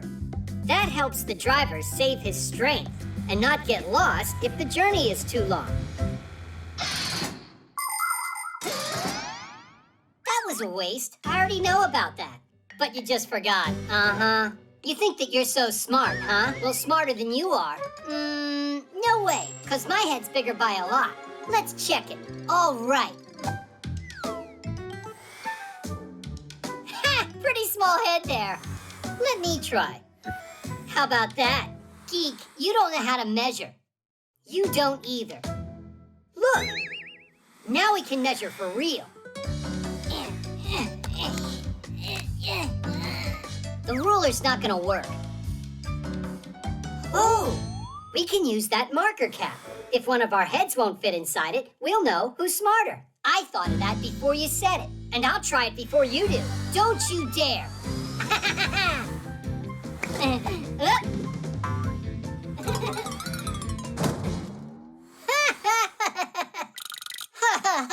Now it's your turn.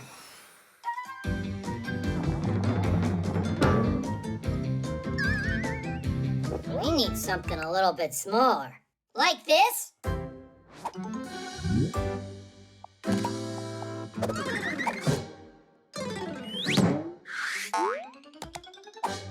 My head's too big for this, but it'll be just huge on you. Come on, pull it down. There's tons of room in there. There's no way my head can get inside this thing. Ha ha! I'm the winner! No, it's not fair. You have to try again. Quit acting so silly. You know you lost big time, Geek. I'm not acting. I can't get this off. Help me out. I can try to twist it. No thanks. Any more bad ideas? Get a saw and cut it off. Is that really all that big head of yours can come up with?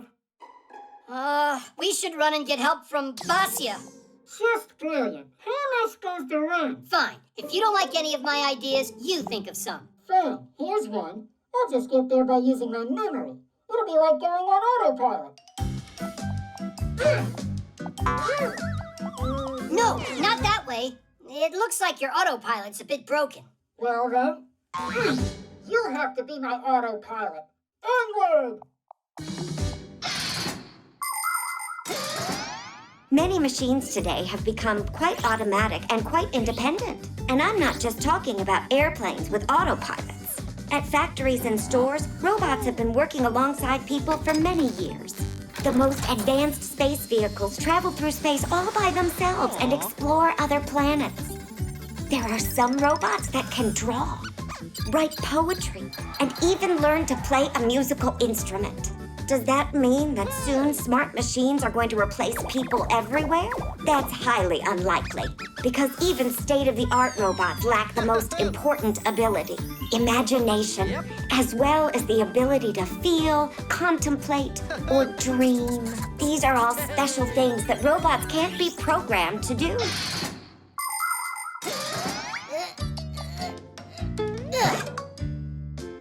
Come on, just a little further. I never thought that being an autopilot would be so hard. And where is Basia? I'm here.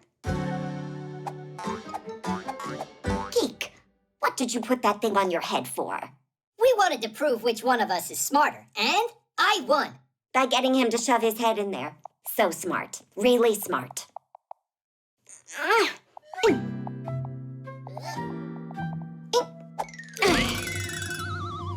There's one thing I still don't get at all. How did you get your head in there?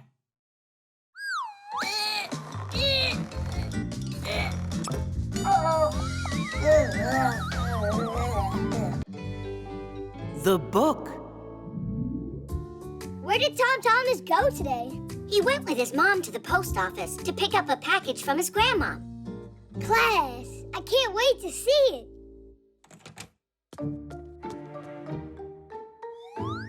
Well, what did your grandmom send you? It's the #1 coolest present. Did you really get a pack-a-mat? What? I'm allowed to dream, right? I wish it was a pack-a-mat. It's a book. Oh, wow! That's Treasure Island. What's the difference? I think books are as boring as it gets. I agree. Guys, come on! Inside of this book are really cool adventures. What are you talking about? Inside that book are letters.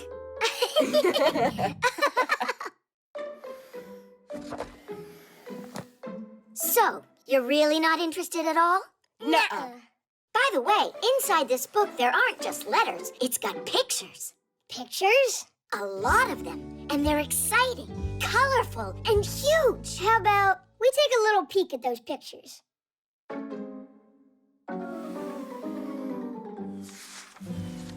Oh, pirates! Uh-huh, a gang of them. Simka, help me out! Whoa! Check out that skull! What's going on here? Well, if we want to find out, we'll have to read it. Will you read it to us? All right. Having taken a hold of the map, the pirates set off to find the stolen treasure. And they walked on and on. The road was winding and went up and down. Finally, that very pine appeared in the distance. It towered almost 200 feet above the thicket. Sensing that the treasure was close, the pirates rushed forward. Even Silver hopped along on his peg leg. After a moment, everyone was standing at a huge pit. It was dug a long time ago. Its edges were already crumbling and grass was growing at its bottom. There were old boards from boxes lying around, but there was no chest filled with untold riches. Someone had already been there and stolen the treasure right out from under the noses of the pirates. 700,000 pounds had disappeared. So what happened after that? Yeah, who stole the treasure from there? Read it. Read it? But reading's boring, you said. Huh. Then don't read. I don't care. Me neither.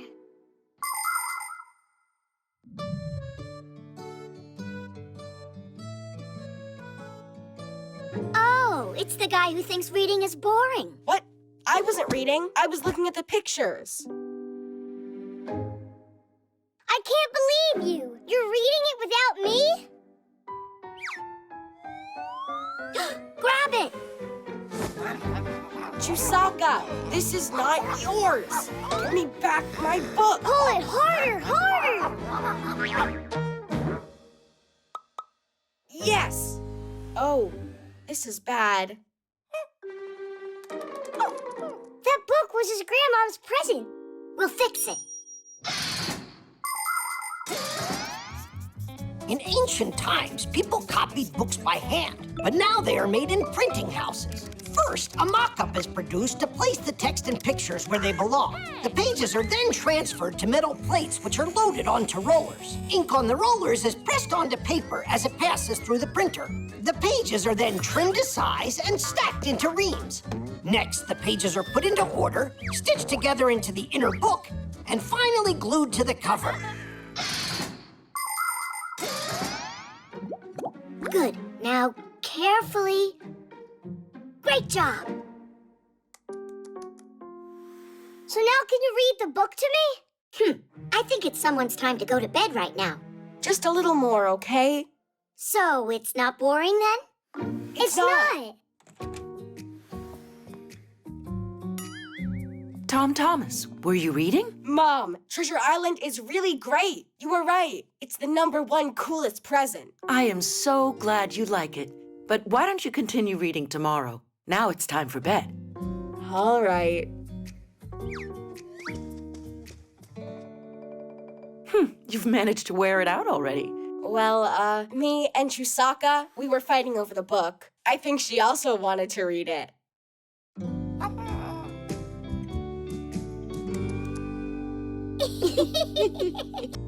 The quadcopter. Katya, would you like to go with me? No. Suppose that you wanted... Nah. Just say what you want to say. Katya, let's go to the movies. That's easy for you to say. This is about asking her to go to the movies, not a walk. Ah. Well, in that case, just send a text to her. Or better, write a letter and send it. By the time it gets to her, the movie will be over already. And what if we send it by quadcopter? Class! And I can send back Katya's marker, too. Now launching our postal quadcopter. Let me help. Nolan! Steer the other joystick.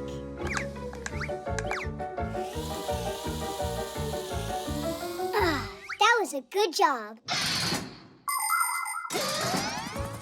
A quadcopter looks like a helicopter, only it's smaller, and it has 4 rotors. They can also carry a camera, which means they can not only fly fast, but can shoot videos and photos too.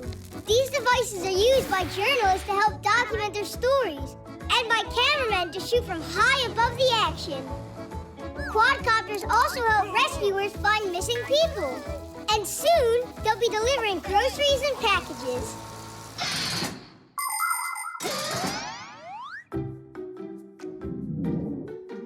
She's taping a note on it. Let's fly it back here. Thank you for the marker. What about the movies? Nothing at all. She doesn't want to go. Maybe Katya doesn't want to go with me, but with Johnny. Your imagination is awesome. All right, we'll check with the quadcopter. But that's spying and that's not good. Only that Johnny. Someone's not answering her call. I'm sure it's Johnny. He never hears his phone when it rings. Now she's writing him a note? So that's how it goes.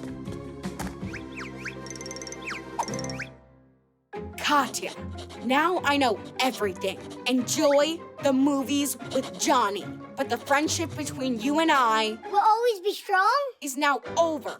And that is that. What? When ancient people needed to send a message, they would make signals with loud drums or with smoke from fires. The signals were then sent repeatedly in a long chain, moving from one settlement to the next. Later, people started using messengers and carrier pigeons to deliver the news. It was not until the 16th century that a real postal service appeared in Europe. A postman would travel in a carriage, only there was so far that he could go.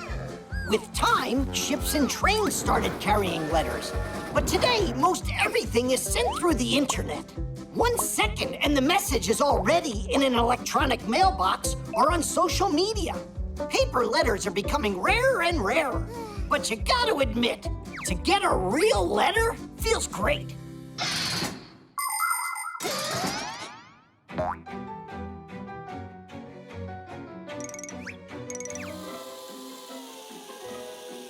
You sure you want to send that back to her? No, I want to hand it to her. But then she'll find out that we were spying.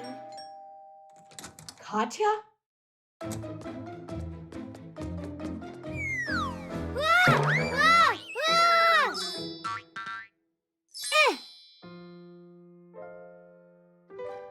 Tom Thomas, how come you wouldn't answer your phone? You were calling Johnny. You didn't call me. And why would you think that?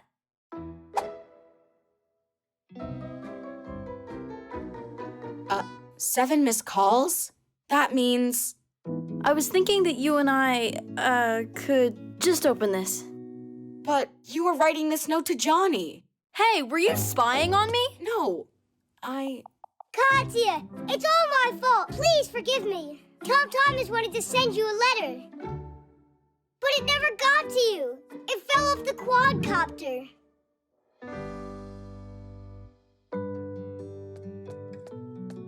Come on, read already. Tom Thomas, let's go to the movies. Promise you won't spy on me ever again. You picked the movie out. Dinesh! The cheat sheet. Huh. Simka wasn't joking around. She came up with a whole lesson, even brought a board like a real teacher. Well, of course she did. She's not the one that Grampoos is making retake the test. I marked the last test you both had. Simka, you got everything right. You've done it again. Yeah! And what about you? Nothing. Well, Fire, that nothing of yours needs to become something. I'd appreciate if you'd help Fire learn these formulas. Oh, please, not that. We'll study at my place in 1 hour. Don't be late. So tired of this. Simka, you got everything right, just like always. She left me a note. How very interesting. A cheat sheet, huh? That explains why she always gets perfect grades. The professor should see this. Although, I might want to use it myself.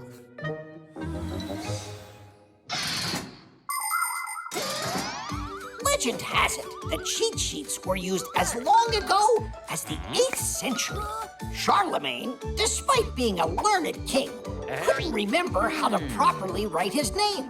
That's why he always carried a special piece of paper with his monogram on it to copy as needed. In other words, a cheat sheet. In theaters, there were human cheat sheets called prompters. The prompters would feed the actors their lines if they forgot them. Today, TV news anchors, weather broadcasters, and video bloggers all use teleprompters. In front of the camera lens stands a sheet of glass that reflects the text that is scrolling on a computer. The text is not visible to the camera, so the viewers think that the speaker isn't reading, but reciting the news from memory. Professor, I'm ready to go. You already learned the whole lesson? There wasn't a lot to study there. If you say so, take a seat.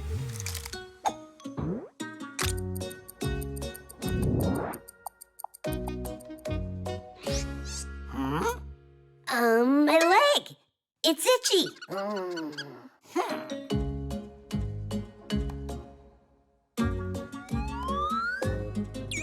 Oh, there's a pain in my back.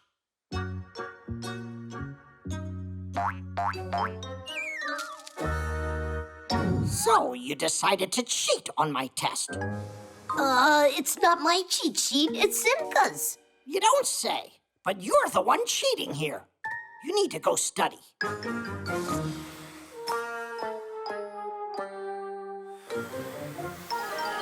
You finally made it. I was beginning to think you forgot. I found that cheat sheet you were using. Anybody can get an A if they use this. And what did you get using it? Don't be that way, Fire. These kinds of things can only help you if you write them yourself. Don't make me laugh. Write on this. There's no space on here. Just write with small letters and accurately.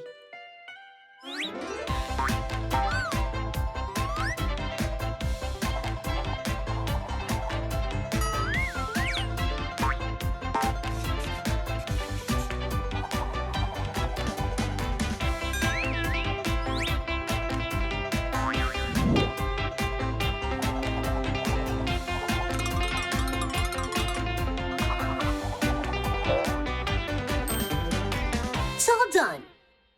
And how can I take it out so the professor doesn't notice? No idea. I've never used them to cheat at school.